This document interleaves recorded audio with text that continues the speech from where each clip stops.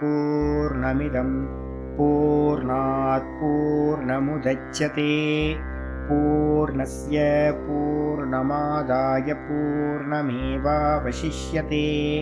ॐ शान्ति शान्ति शान्तिः। ॐ गुरुर्ब्रह्मा गुरुर्विष्णुर्गुरुर्देवो महेश्वरः गुरुसाक्षात् परं ब्रह्म तस्मै श्रीगुरवे नमः। शङ्करं शङ्कराचार्यं केशवं बादरायणं सूत्रभाष्यकृतौ वन्दे भगवन्तौ पुनः पुनः। ईश्वरो गुरुरात्मेति मूर्तिभेदविभागिने व्योमवद्व्याप्तदेहाय दक्षिणामूर्तये नमः। सदाशिवसमारम्भां शङ्कराचार्यमध्यमाम् अस्मदाचार्यपर्यन्तां वन्दे गुरुपरम्पराम्। ॐ यो ब्रह्माणं विदधाति पूर्वं यो वै वेदांश्च प्रहिणोति तस्मै तं हदेवमात्मबुद्धिप्रकाशं मुमुक्षुर्वै शरणमहं प्रपद्ये। ॐ शान्ति शान्ति शान्तिः। ॐ असतो मा सद्गमय तमसो मा ज्योतिर्गमय मृत्योर्मामृतं गमय। ॐ शान्ति शान्ति शान्तिः।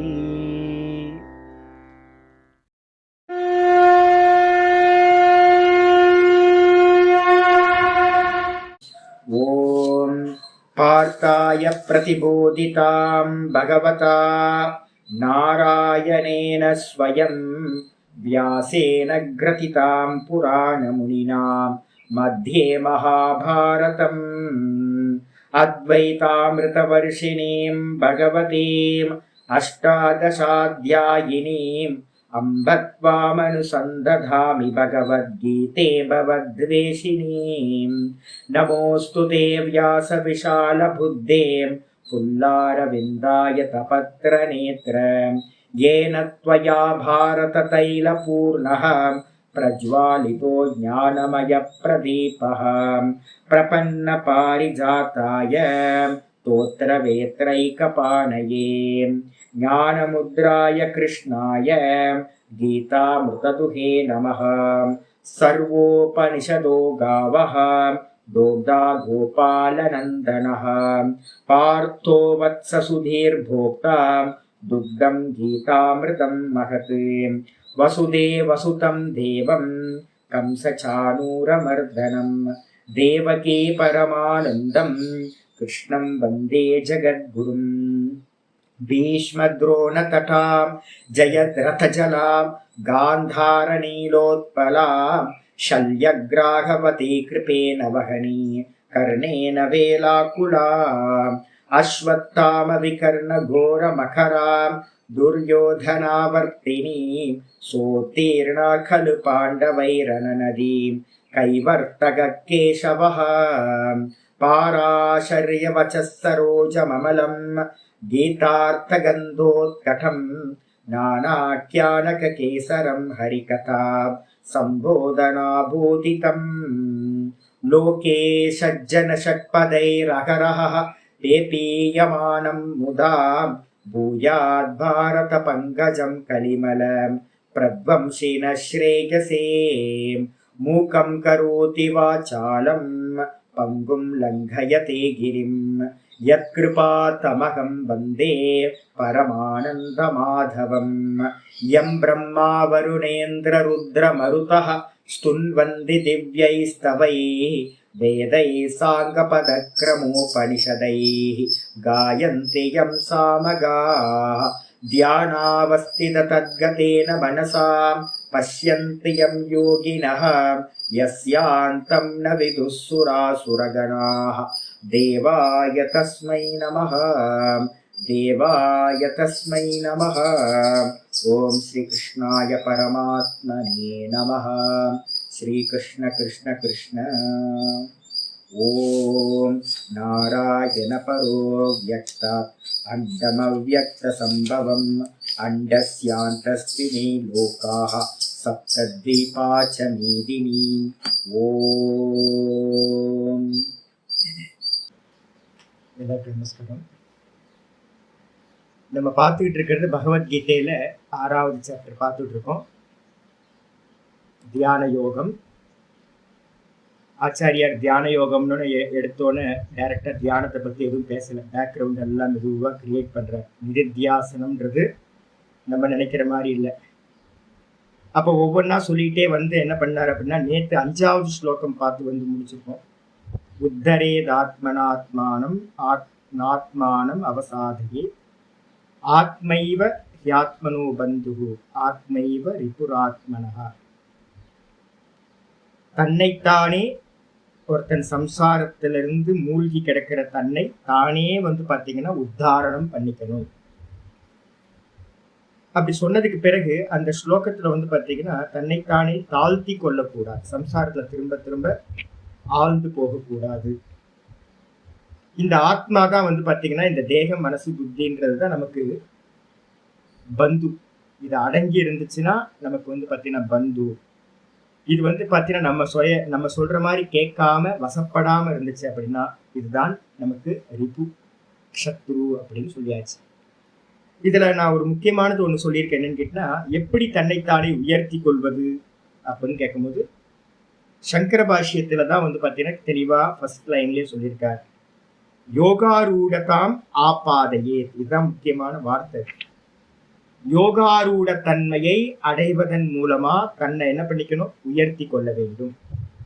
யோகாரூடன்னா என்ன அர்த்தம் அப்படின்னா, யோகாரூடன்றதுக்கு அர்த்தம் சர்வசங்கல்ப சந்நியாசி யோகாரூட தத்தோச்சியதே. இவர்தான் எல்லா சங்கல்பங்களையும் தியாகம் பண்ணிக்கிட்டே வர்றது. இது வந்து ஒரு ப்ராசஸ். இப்ப எடுத்தோன்னே எல்லாத்தையும் பண்ண முடியுமானா பண்ண முடியாது. மெதுவா மெதுவா மெதுவா தியாகம் பண்ணிக்கிட்டே வர்றது. ஸ்தூல தியாகம், சூக்ஷ்ம தியாகம், காரண தியாகம்னு மெதுவா ஒவ்வொன்றா நடக்கும். அன்வான்டா இப்ப நம்ம பண்ணிக்கிட்டு இருக்கிறது எல்லாத்தையும் நிப்பாட்டிக்கிட்டே வரணும்.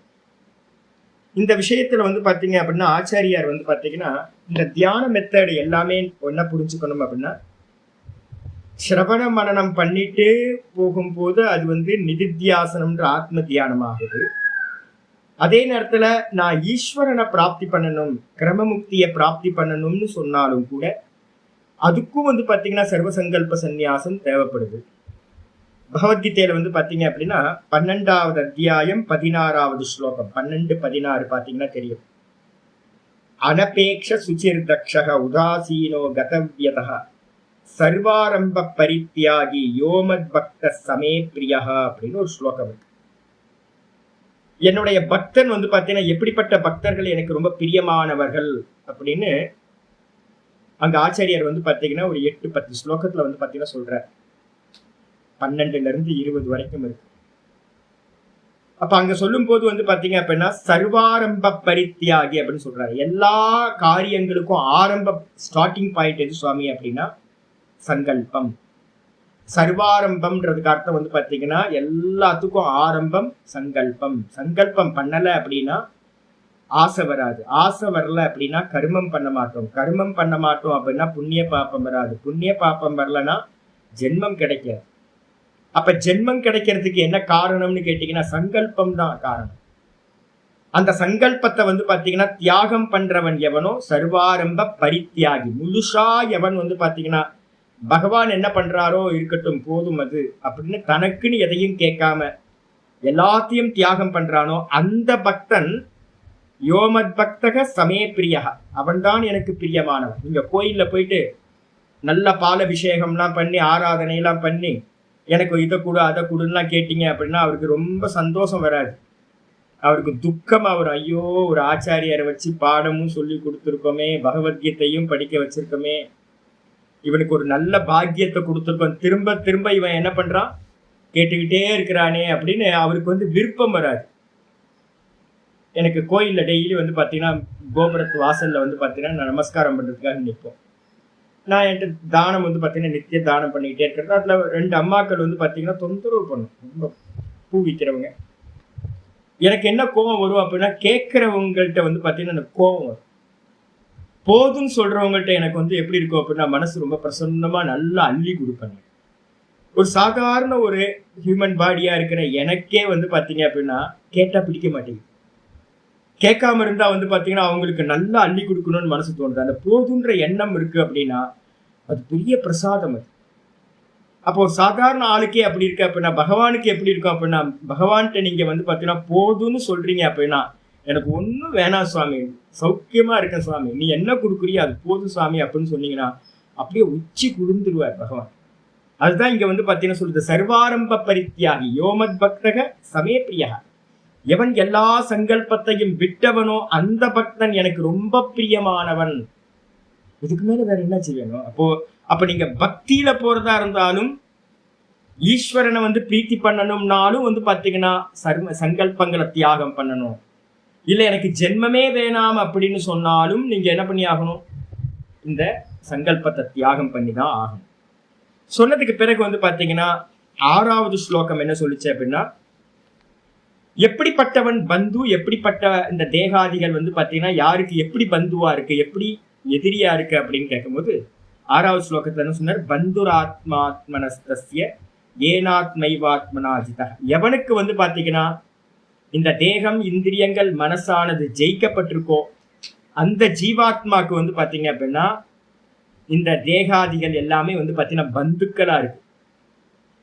நான் சொல்ற மாதிரி கேட்டுச்சு அப்படின்னா அது எனக்கு பந்து, நான் மோட்ச மார்க்கத்துல போறதுக்கு எந்த ப்ராப்ளமும் பண்ணாது. அதே நேரத்துல இந்த மனசு இந்திரியம் தேகங்கள் வந்து வசப்படாம இருக்கு அப்படின்னா, ஜெயிக்கப்படாம இருக்கு அப்படின்னா, அது சொல்றத நான் கேட்க வேண்டி இருக்கு அப்படின்னா மோட்ச மார்க்கத்துல வந்து பாத்தீங்கன்னா என்னால போக முடியாது. சரியா எங்கேயா போய் ஸ்ட்ரக்காய் நின்றுகிட்டே இருப்போம், நிறைய டீவியேஷன்ஸ் இருக்கும். அப்ப அதனால வந்து பாத்தீங்கன்னா அது வந்து பாத்தீங்கன்னா எனக்கு சத்ருவாகவே ஆகிவிடுகின்றது அப்படின்னு வந்து 6வது ஸ்லோகம் சொல்லி முடிச்சோம். அப்புறம் 7வது ஸ்லோகத்துல வந்து பாத்தீங்கன்னா ஜிதாத்மன பிரசாந்தஸ்ய பரமாத்மா சமாஹிதா சீதோஷ்ண சுகதுக்கேஷு ததா மானாபமானயோகோ. துவந்துவங்கள்னு சொல்லக்கூடிய அந்த இருமைகளை எல்லாத்தையும் வந்து பாத்தீங்கன்னா எவன் வந்து பாத்தீங்கன்னா சகிச்சுக்கிட்டு மெதுவா எல்லாத்தையும் சமதிருஷ்டி பண்ணிக்கிட்டு ஜிதாத்மனக இந்த இந்திரிய மனசு புத்தி எல்லாத்தையும் ஜெயிச்சவனா பிரசாந்தஸ்ய நல்ல பிரசாந்தமா ஆயிட்டானோ, எதுக்கும் ரியாக்ஷன் பண்ணாம கிணத்துல போட்ட கல்லு மாதிரி எவன் வந்து பாத்தீங்கன்னா ரியாக்ஷன் இல்லாம இருக்கானோ அவன் என்ன ஆகிறான்னு கேட்டீங்கன்னா அந்த பரமாத்மாவா இருக்கிறவர் இவனுக்கு ஆத்ம ரூபமாகவே ஆகின்றார். அந்த பரமாத்மாவை வந்து இவன் எக்ஸ்பீரியன்ஸ் பண்ற சாமர்த்தியம் இவனுக்கு உண்டாகுது. ஜீவாத்மாவும் பரமாத்மாவும் அந்த நிலையில வந்து பாத்தீங்க அப்படின்னா சமாஹிதக அப்படின்னா ஈக்குவலா ஆயிடுறாங்க, சமாதி நிலையை அடைகிறார்கள். அப்போ பேதம் இல்லாம போகுது, அகம் பிரம்மாஸ்மின்ற ஞானமானது அவனுக்கு உண்டாகுது அப்படின்னு சொல்லியாச்சு. சொன்னதுக்கு பிறகு வந்து பாத்தீங்கன்னா சுவாமி இது எங்க இருக்கு அப்படின்னு கேட்டீங்கன்னா இதோட மூலம் வந்து பாத்தீங்க அப்படின்னா நான் ஏற்கனவே சொல்லியிருக்கேன், கிருஷ்ண பரமாத்மாவுக்கு வந்து பாத்தீங்கன்னா கட்டோபனிஷத் தான் ரொம்ப பிரியமான உபனிஷத். நிறைய மந்திரங்கள் அதுல இருந்து எடுத்திருக்காரு. ஒவ்வொருத்தருக்கும் ஒவ்வொரு பிடிக்கும்னு வச்சுங்களேன். இப்ப எனக்கு விவேக சிடாமணின்னா ஆச்சாரியரோட ரொம்ப பிடிக்கும். நான் அடிக்கடி என்ன பண்ணுவேன், விவேக சிடாமணி சொல்லுவேன். பஞ்சதசி எனக்கு பிடிக்கும், பஞ்சதசில இருந்து சொல்லுவேன். அது மாதிரி கிருஷ்ண பரமாத்மாக்கு கட்டோபனிஷத்து வந்து ரொம்ப பிரியமானது. அதுல கொஞ்சம் மந்திரங்கள் வந்து பாத்தீங்கன்னா வரிசையான மந்திரங்கள் இருக்கு. இந்த இடத்துக்கு அது ரொம்ப பொருத்தமா இருக்கும் சொல்றது. அதனால நான் ஒவ்வொன்றா சொல்லிட்டு இருக்கேன். முதலாவது அத்தியாயத்துல 1, 3 3வது வள்ளி கட்டோபனிஷத்து 3வது வள்ளி 3வது மந்திரத்துல இருந்து ஆரம்பிக்குது. 9வது மந்திரம் வரைக்கும் போகும். 3வது வள்ளி 3வது மந்திரத்திலிருந்து ஆரம்பிக்குது. என்ன சொல்லுதுன்னா, ஆத்மானம் ரதினம் வித்தி ஷரீரம் ரதமேவது புத்திம் து சாரதிம் வித்தி மன பிரகிரகமேவச. ஆத்மானம் ரத்தினம் வித்தி. ஆத்மானா யாரு அப்படின்னா நான், நம்ம சொல்லிட்டு இருக்கோம்ல, நான் ஜீவாத்மா. இந்த ஜீவாத்மாவை வந்து பாத்தீங்கன்னா எஜமானன் அப்படின்னு நினைச்சுக்கணும். ரத்தத்துல உட்கார்ந்து டிராவல் பண்ற எஜமானன். ஷரீரம் ரதமேவது. இந்த ஷரீரம் தான் வந்து பாத்தீங்கன்னா ஒரு ரதம், ரத கல்பனான்னு சொல்லுவோம். இது ரதமா வந்து பாத்தீங்கன்னா சொல்லப்பட்டிருக்கு. நிறைய பார்த்திருக்கோம்ல, நவத்வாரே புரே தேகிலாம் பார்த்திருக்கோம், ஒரு புறமா கல்பனை பண்ணதை பார்த்திருக்கோம். அதே மாதிரி இங்க வந்து பாத்தீங்க அப்படின்னா இது ரதமா கல்பனை பண்ணப்பட்டிருக்கு. இந்த சரீரம் தான் ரதம். இதுல இருக்கக்கூடிய நான் சொல்றவன் தான் வந்து பாத்தீங்க அப்படின்னா ஜீவாத்மா தான் எஜமானன், அந்த இதுல டிராவல் பண்றவன். புத்திம் து சாரதிம் வித்தி. சாரதி யாருப்பா அப்படின்னு கேட்டீங்கன்னா புத்தி தான் வந்து பாத்தீங்க அப்படின்னா சாரதி. டிரைவர் யாரு அப்படின்னா புத்தி தான் டிரைவர். மனப்பிரகிரகமே வச்ச, மனசுதான் வந்து பாத்தீங்க அப்படின்னா அந்த கடிவாளம் சொல்றோம்ல, அந்த குதிரைகள் எல்லாத்தையும் கண்ட்ரோல் பண்ற அந்த கடிவாளம் வந்து பாத்தீங்கன்னா மனசு. இந்த இதுல சொல்றது அடுத்த மந்திரம் சொல்லுது, இந்திரியாணி ஹயான் ஆகுகு விஷயான் ஸ்தேஷு கோச்சரான் ஆத்மேந்திரிய மனோயுக்தம் போக்தா இத்யாகுர் மனிஷினஹா. அற்புதமான சொல்லுது. இந்திரியங்கள் தான் வந்து பாத்தீங்கன்னா 5 இந்திரியங்கள் இருக்கா, ஞானேந்திரியங்கள். இந்த 5 இந்திரியங்கள் தான் 5 குதிரைகள் மாதிரி சொல்லப்பட்டிருக்கு. இந்த குதிரைகள் வந்து பாத்தீங்கன்னா எதுல போகுது, விஷயங்களை நோக்கி போகுது இல்ல. இந்த விஷயங்கள் எல்லாம் வந்து பாத்தீங்கன்னா அந்த ரதம் செல்லக்கூடிய மார்க்கமா சொல்லப்பட்டிருக்கு. அப்ப ஒவ்வொன்னா எடுத்துங்க. இந்த சரீரம் ரதம், இந்த ரதத்துல இருக்கக்கூடிய எஜமானன் உள்ள டிராவல் பண்றவர் யாரு அப்படின்னா ஆத்மா, புத்தி வந்து சாரதி, மனசு வந்து பாத்தீங்கன்னா கடிவாளம். அந்த கடிவாளம் எதோட கனெக்ட் ஆயிருக்கு, 5 இந்திரியங்களோட கோஆர்டினேட்டர் தான் மனசு. அப்ப வந்து பாத்தீங்கன்னா 5 இந்திரியங்களையும் கண்ட்ரோல் பண்றது வந்து கடிவாளம், அது மனசு. 5 இந்திரியங்கள் 5 குதிரைகள் மாதிரி. அப்புறம் விஷயம் வந்து பாத்தீங்க அப்படின்னா பாதை, மார்க்கம் தான். இத சொன்னதுக்கு பிறகு ஆத்ம இந்திரிய மனோயுக்தம், இந்த தேகம், மனசு, இந்திரியங்கள், இந்த 3தோட சேர்ந்து நான் போக்தான்னு ஒருத்தன் சொல்லிட்டு இருக்கோம்ல. ஐயோ தலைவேதனையா இருக்குச்சு, காலையில இருந்து எனக்கு இன்னைக்கு லீவ் விட்டுறலாமான்னு தோணுச்சு. ஏன் அப்படின்னு கேட்டீங்கன்னா ஒரு ஃபீவர் மாதிரி, ஒரு உடம்பு பெயின், ரொம்ப பெயின். யார் போக்தா?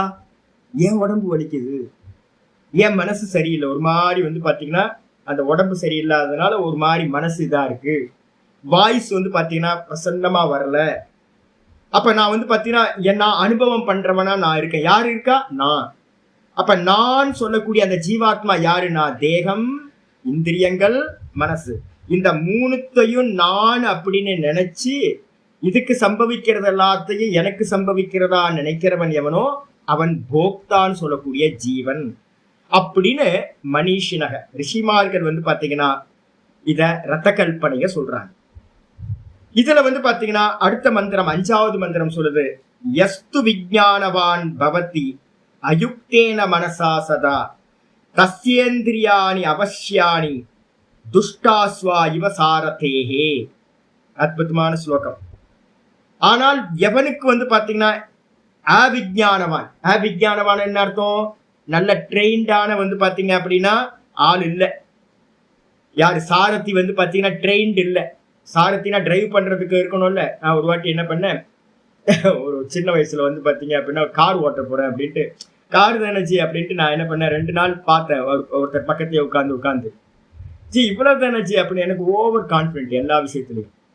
கார் தானே, இவ்வளவு தானே, கிளட்ச் இருக்கு, பிரேக் இருக்கு, இது இருக்கு, இவ்வளவு தானே அப்படின்னு ஸ்டார்ட் பண்ணி என்ன பண்ண, அவர் அந்த பக்கம் போயிருக்கும் போது எடுத்துக்கொண்டு நேரம் கொண்டு போய் பனை மரத்துல போய் முட்டி மோதி 15-20,000 ரூபாய் பேன் இதெல்லாம் போயிடுச்சு. அப்போ ட்ரெயின்ட் இல்ல, எப்படி எங்க டிரைவ் பண்ணணும்னு ட்ரெயின்டா இல்ல அந்த சாரதி டிரைவர். அவிஜானவான், குருநாதர் மூலமா வந்து பாத்தீங்கன்னா நல்ல பாடம் படிக்கணும், என்ன ஏதுன்னு தெரியணும். அப்ப சாரதி வந்து பாத்தீங்கன்னா விஜயானவானா இல்ல, அறிவில்லாதவன். அது மட்டும் இல்ல, அவன் கையில இருக்கிற கடிவாளம் இருக்கு பாத்தீங்களா, அயுக்தேன மனசாசதா. அந்த கடிவாளம் 5 குதிரைகளை பூட்டின கடிவாளம் எப்படி இருக்கணும், ஒரே கையில இருக்கணும். 5ஐயும் ஒன்னா கண்ட்ரோல் பண்றதா இருக்கணும். இந்த 5ம் கண்ட்ரோல் இல்லாம தனித்தனியா செதறி இருந்துச்சு அப்படின்னா அப்ப அந்த குதிரைகளை நம்ம என்ன பண்ண முடியாது, கரெக்டான மார்க்கத்துல கொண்டு போக முடியாது. அயுக்தேன மனசாசகா. இந்த மனசு வந்து பாத்தீங்கன்னா எப்படி இருக்கு அப்படின்னு கேட்டீங்கன்னா செதறி போன மனசு. நம்ம சொல்றோம்ல, போக்கஸ்டா இல்ல, கண்ட்ரோல்டு இல்ல. அயுக்தம் அப்படின்னா கண்ட்ரோல் இல்லாத மனசு. புத்தி எப்படி இருக்கு, ட்ரெயின்டு இல்ல புத்தி. குருநாதர் மூலமா இந்த சாஸ்திரங்களை படிக்கல, சங்கல்பங்களை தியாகம் பண்ணல, போக்கஸ் வந்து ஒரே கோல் தான் அப்படின்னு அதுக்கு தெரியல. அப்ப புத்தியும் கெட்டு போயிருக்கு, மனசும் கெட்டு போயிருக்கு. தஸ்ய இந்திரியாணி அவசியாணி. அப்ப அவனுக்கு என்ன ஆகும்? இந்திரியங்களை கண்ட்ரோல் பண்றது யாரு? மனசு தானே. கடிவாளத்தை வச்சுதான் கண்ட்ரோல் பண்றோம். அப்ப மனசு கண்ட்ரோல்ல இல்லை அப்படின்னா இந்திரியங்களும் அப்படின்றது குதிரைகள் மாதிரி. அது எப்படி இருக்குன்னா துஷ்டாஸ்வா இவ சாரதேகே. அந்த குதிரைகள் வந்து பாத்தீங்கன்னா அடங்காம கெட்ட குதிரைகள் ஆயிடும். ஏன்னா மனசுன்ற கடிவாளம் கண்ட்ரோல்ல இல்ல. புத்தி வந்து பாத்தீங்கன்னா சாரதிக்கு அறிவு இல்லை டிரைவ் பண்றதுல. அப்ப அதனால இந்த இந்திரியங்களும் வந்து பாத்தீங்கன்னா எப்படி இருக்குன்னா கெட்ட குதிரைகள் போல வந்து பாத்தீங்கன்னா ஒவ்வொன்றும் இந்த பக்கம் அந்த பக்கம் இழுத்துக்கிட்டு போகுது. 5 குதிரைகளும் அப்படி இருக்கு. அப்ப வந்து பாத்தீங்கன்னா ஊர் போய் சேர முடியுமா சுவாமி அப்படின்னா ஊர் போய் சேர முடியாது. மோட்ச மார்க்கத்துல போக முடியுமானா போக முடியாது. அதே நேரத்தில் 6வது மந்திரம் சொல்லுது, யஸ்து விஜானவான் பவதி யுக்தேன மனசா சதா தஸ்யேந்திரியாணி பஷ்யாணி சதஸ்வா இவ சாரதேஹே.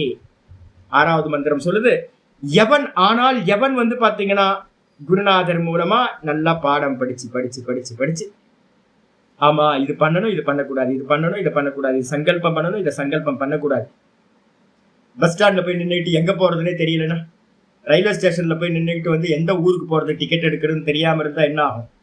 அப்ப வந்து பாத்தீங்கன்னா முன்னாடியே நல்லா ட்ரெயின்ட் ஆகி எந்த சங்கல்பம் பண்ணணும் இந்த லோக்கத்துல அப்படின்னா நல்ல ட்ரெயின் அறிவாளியா புத்திசாலியா சாஸ்திரங்களையும் குருநாதர் வச்சனத்தையும் கேட்டு எவன் அறிவாளியா இருக்கானோ சாரதி புத்தி, எந்த புத்தி நல்ல ட்ரெயின்டா இருக்கோ, அதே நேரத்துல வந்து பாத்தீங்கன்னா அந்த கடிவாளம் இது மனசையும் நல்லா வந்து பாத்தீங்கன்னா நிஷ்காமிய கருமத்தினாலேயோ இல்ல வந்து பாத்தீங்கன்னா பிராணாயாமத்தினாலேயோ வசப்படுத்தி வச்சிருக்கானோ, கடிவாளம் இந்த சாரதியோட கையில இருக்கோ, அப்ப அவனுக்கு என்ன ஆகும்? இந்திரியங்கள் வந்து பாத்தீங்கன்னா அவனுக்கு வசப்பட்டதாக இருக்கும்.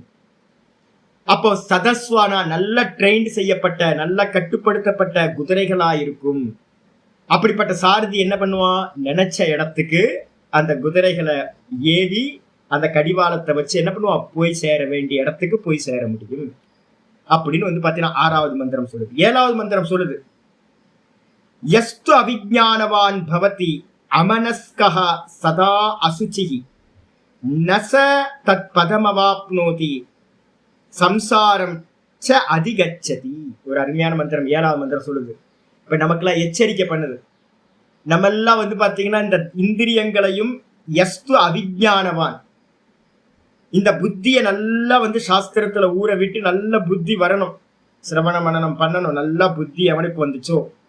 அதே நேரத்துல அமனஸ்கஹ சதா அசுச்சி, எவன் வந்து பாத்தீங்கன்னா புத்தி இல்லாதவனா இருக்கானோ, எவனுக்கு வந்து பாத்தீங்கன்னா மனசு கண்ட்ரோல் படலையோ, எவன் சதா அசுத்தமா இருக்கானோ, அசுத்தம்னா என்ன அர்த்தம்? ஒரே சங்கல்ப விகல்ப மனசு ஃபுல்லா சஞ்சலம், அப்படி எவன் இருக்கானோ அவன் வந்து பாத்தீங்கன்னா நச தத் பதம் அவாப்னோதி, அந்த பதத்தை வந்து பாத்தீங்கன்னா அந்த பிரம்ம தத்துவத்தை அவனால் அடைய முடியாது. ட்ரெயின்ட் இல்ல, மனசு வந்து கண்ட்ரோல் இல்ல, சதா இந்திரியங்களோட சலனம் இருக்கு அப்படின்னா அவன் அந்த பரமபதத்தை அடைய முடியாது. அது வந்து பாத்தீங்கன்னா இதுக்கும் எடுத்துங்க, கிரமமுக்திக்கும் எடுத்துங்க, அதே நேரத்துல நிர்குண பிராப்திக்கும் எடுத்துங்க, ஜீவன் முக்திக்கும் எடுத்துங்க. அப்படிப்பட்டவன் சம்சாரத்தையே வந்து பாத்தீங்கன்னா அதிகச்சதி, திரும்ப திரும்ப சம்சாரத்தையே அடைகின்றான் அப்படின்னு சொல்லிடுச்சு. அதே நேரத்துல யஸ்து விஜானவான் பவதி சமனஸ்கஹ சதா சுச்சிஹி, ஆனா எவன் வந்து பாத்தீங்கன்னா இந்த புத்தியை வந்து நல்லா ட்ரெயின் பண்ணி வச்சிருக்கானோ, எதை சங்கல்பிக்கணும் எதை சங்கல்பிக்க கூடாதுன்னு தெரியுதோ, மனசை நல்லா கண்ட்ரோல் பண்ணி வச்சிருக்கானோ, சமனஸ்கஹ மனதை உடையவனா இருக்கானோ, சதா சுச்சிகி சஞ்சலமில்லாத இந்திரியங்கள்லாம் அடங்கி இருக்கோ, சது தத் பதமாப்னோதி, அவன் வந்து பாத்தீங்கன்னா அந்த பதத்தை அடைகின்றான். அந்த பதம் எது? பரமபதம். விஷ்ணோஹோ தத் பரமம் பதம், விஷ்ணுவோட பரமபதம் சொல்லக்கூடிய சுரூபத்தை வந்து பாத்தீங்கன்னா நிர்குணத்தை அடைகின்றான். யஸ்மாத் பூயோ ந ஜாயதே, அவ்வாறு அடைந்தவன் திரும்ப இந்த சம்சாரத்துக்கு வருவதில்லை, திரும்ப பிறப்பதில்லை. அதனால வந்து பாத்தீங்க அப்படின்னா என்ன பண்ணணும் சுவாமி அப்படின்னு கேட்டீங்கன்னா, நம்ம கிளியரா சொல்லுது, விஜானவான் சாரதிர் யஸ்து, விஜான சாரதிர் யஸ்து மனப்பிரகிரகவான் நரஹ சோ அத்வன பாரமாப்னோதி தத் விஷ்ணோஹோ பரமம் பதம். 9வது மந்திரம் சொல்லுது. அப்ப என்ன பண்ணணும் சுவாமி அப்படின்னு கேட்டீங்கன்னா, விஜான சாரதியா இருக்கணும். படிக்கணும், நல்லா சாஸ்திரத்தை நல்லா மனனம் பண்ணணும், சிரவண மனனம் பண்ணணும், தெளிவு வரணும். இந்த உலகத்துல சங்கல்பிக்கிறதுக்கு ஒரு மண்ணாங்கட்டி உள்ள ஒரு புண்ணாக்கும் இல்லைன்னு தெரியணும். எதுவும் கேட்க வேணாம், நீங்க கேட்கறதுனால ஒன்றும் நடக்காது அப்படின்னு சாந்தமா சங்கல்பத்தை பண்ணணும். அதுக்கு அடுத்தது பாத்தீங்கன்னா மனப்பிரகிரகவானரக. நல்லா பாத்தீங்கன்னா மனசை பிரகிரகவானரகனா அந்த கடிவாளமா இருக்கிற மனசையும் நல்ல அனுஷ்டானத்து மூலமா வசப்படுத்தி இருக்கணும். அவன் என்ன ஆகிறானா, சோ அத்வன பாரமாப்னோதி, அவன் சம்சாரத்தோட அடுத்த கரையா இருக்கிற விஷ்ணோகோ பரமம் பதம், அந்த விஷ்ணுவோட பரமபதத்தை அவன் அடைகின்றான். இப்படி சொன்னதுக்கு பிறகு பாத்தீங்க அப்படின்னா முக்கியமான மந்திரங்கள் ஆரம்பிக்குது வரிசையா. என்னன்னு கேட்டீங்கன்னா லய பிரக்கிரியான்னு ஒரு காரியம் சொல்றோம். அதை பாத்தீங்க அப்படின்னா ஆச்சாரியார் கட்டோபனிஷத்துல பாத்தீங்கன்னா இதுல சொல்லப்பட்டிருக்கு லய பிரக்கிரியா அப்படின்னு. நிதித்தியாசனத்துக்கான லய பிரக்கிரியா அங்கிருந்தா ஸ்டார்ட் ஆகுது. அப்ப இதை கண்ட்ரோல் பண்ணாம பாத்தீங்கன்னா நம்ம பாத்தீங்கன்னா இந்த இந்திரியங்களும் மனசும் கண்ட்ரோல் ஆகலைன்னா அது நமக்கு ரிப்புவா தான் இருக்கும். அதை கண்ட்ரோல் பண்ணணும் அப்படின்னா நம்ம பாத்தீங்கன்னா பந்துவா இருக்கும், நமக்கு மோட்ச மார்க்கத்தை அடையறதுக்கு மோட்சத்தை அடையறதுக்கு ஹெல்ப் பண்றதா இருக்கும் அப்படின்னு புரிஞ்சுக்கணும். அப்ப புரிஞ்சதுக்கு பிறகு பாத்தீங்க அப்படின்னா 7வது மந்திரத்துக்கு ரெஃபரன்ஸ் என்ன சுவாமி அப்படின்னா 7வது மந்திரத்துக்கு பக்கத்துல நீங்க உங்களுக்கு எல்லாம் பிடிஎஃப் அனுப்பியிருக்கேன், நம்பர் சொல்றேன், நீங்க வரிசையா பார்த்துக்கிட்டே வந்தீங்கன்னா போதும்.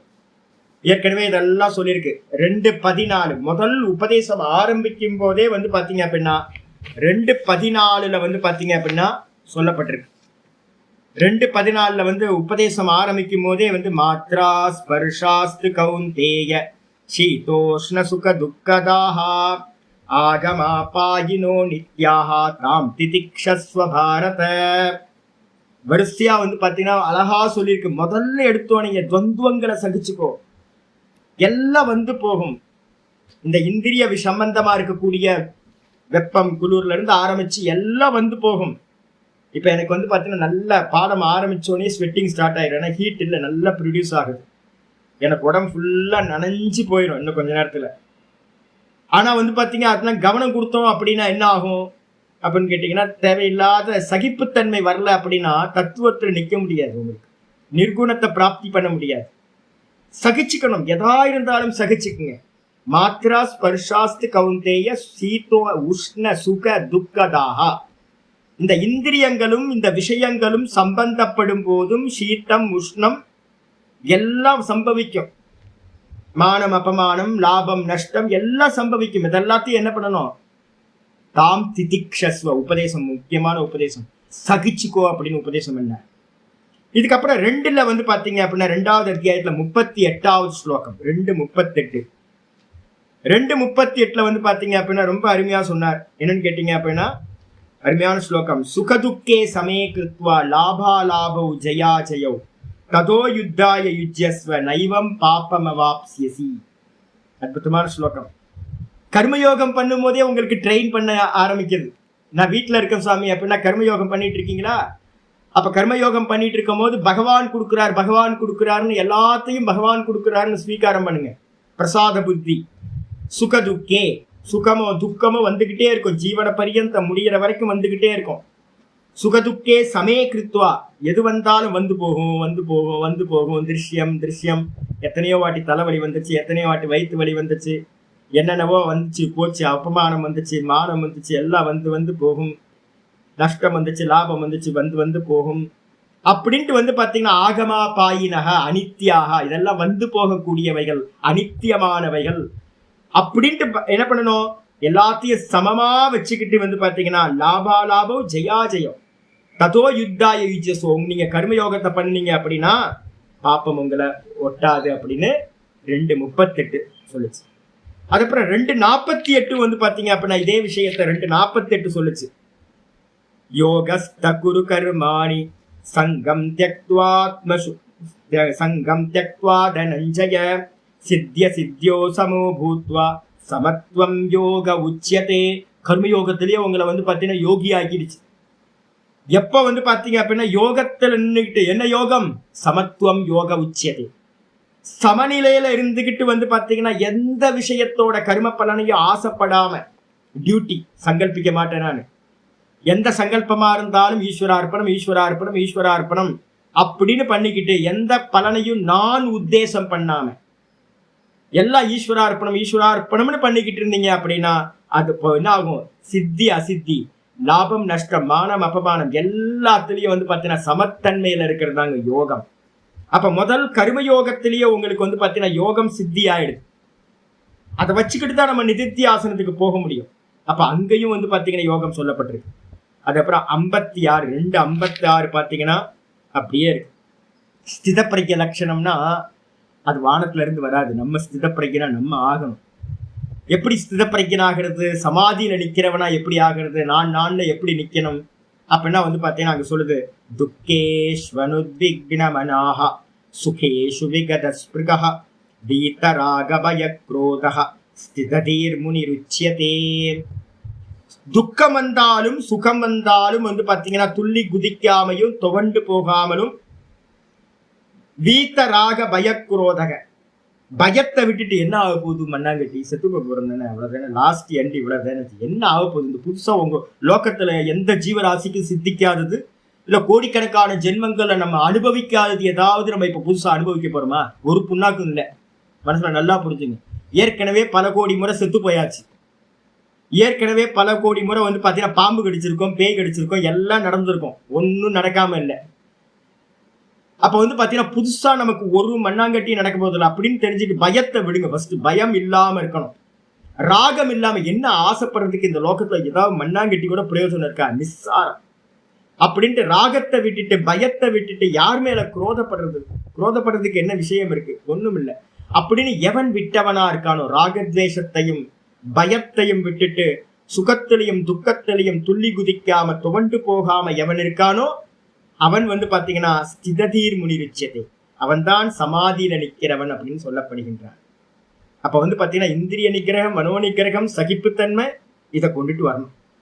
இதுக்கப்புறம் வந்து 57 சொல்லுது, யஸ் சர்வத்ரானபிஸ்நேகஹ தத்தத் பிராப்ய சுபாசுபம் நாபிநந்ததி நத்வேஷ்டி தஸ்ய பிரஜ்ஞா பிரதிஷ்டிதா.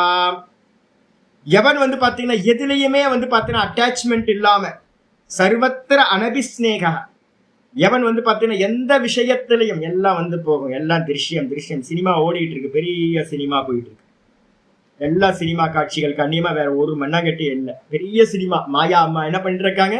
நல்லா ரச்சனா பண்ணி நல்லா வந்து பாத்தீங்கன்னா இந்த காட்சிகளை எல்லாத்தையும் நமக்கு முன்னாடி, இந்த தேகம் முதல் கொண்டு என்னுடைய புத்திரர்கள், என்னோட பேர குழந்தைங்க, என்னோட சொந்தக்காரவங்க, எல்லா தேகங்களும் பொய்யானது, ஜெகத்தும் பொய்யானது அப்படின்ட்டு வந்து பாத்தீங்கன்னா வெறும் திருஷ்யம் அப்படின்னு எதுலையுமே அட்டாச்மெண்ட் இல்லாமல், எது கிடைக்குதோ சுபம் அசுபம் எது கிடைச்சாலும் வந்து பாத்தீங்கன்னா ந அபிநந்ததி, மகிழ்ச்சி கொள்ளாமலும் துவேஷம் பண்ணாமலும் எவன் இருக்கானோ அவனுடைய புத்தி என்ன ஆகுனா நிலை பெறும் அப்படின்னு வந்து பாத்தீங்கன்னா தஸ்ய பிரஜா பிரதிஷ்டிதா. அவன் வந்து பாத்தீங்கன்னா அகம் பிரம்மாஸ்மின்னு அவனுடைய அறிவு வந்து என்னாகும்?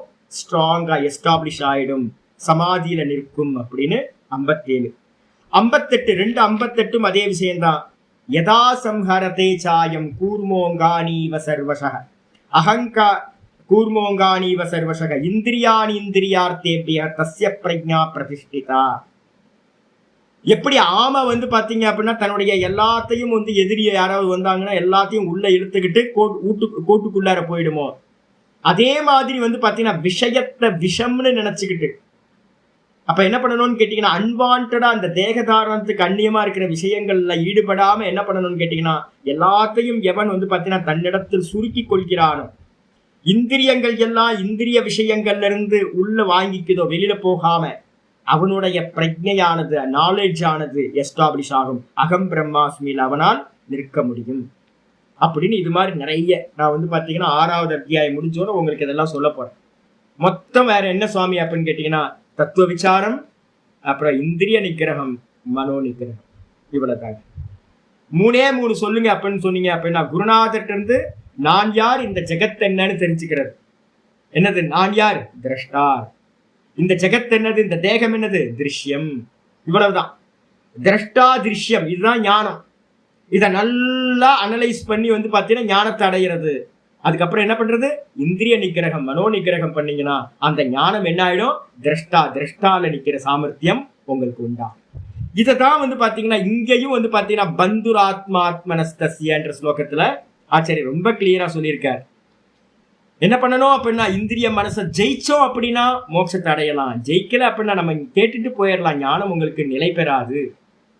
7வது ஸ்லோகத்திலயும் அதேதான், சுகதுக்கத்தையும் சீத உஷ்ணத்தையும் மான வெப்பமானத்தையும் என்ன பண்ணணும், சகிச்சுக்கணும். இதே ஸ்லோகங்கள் தான் எல்லா இடத்துலயும். 3 விஷயம் தான், தத்துவ விசாரம், இந்திரிய நிகிரகம், மனோ நிகிரகம், இவ்வளவுதான்.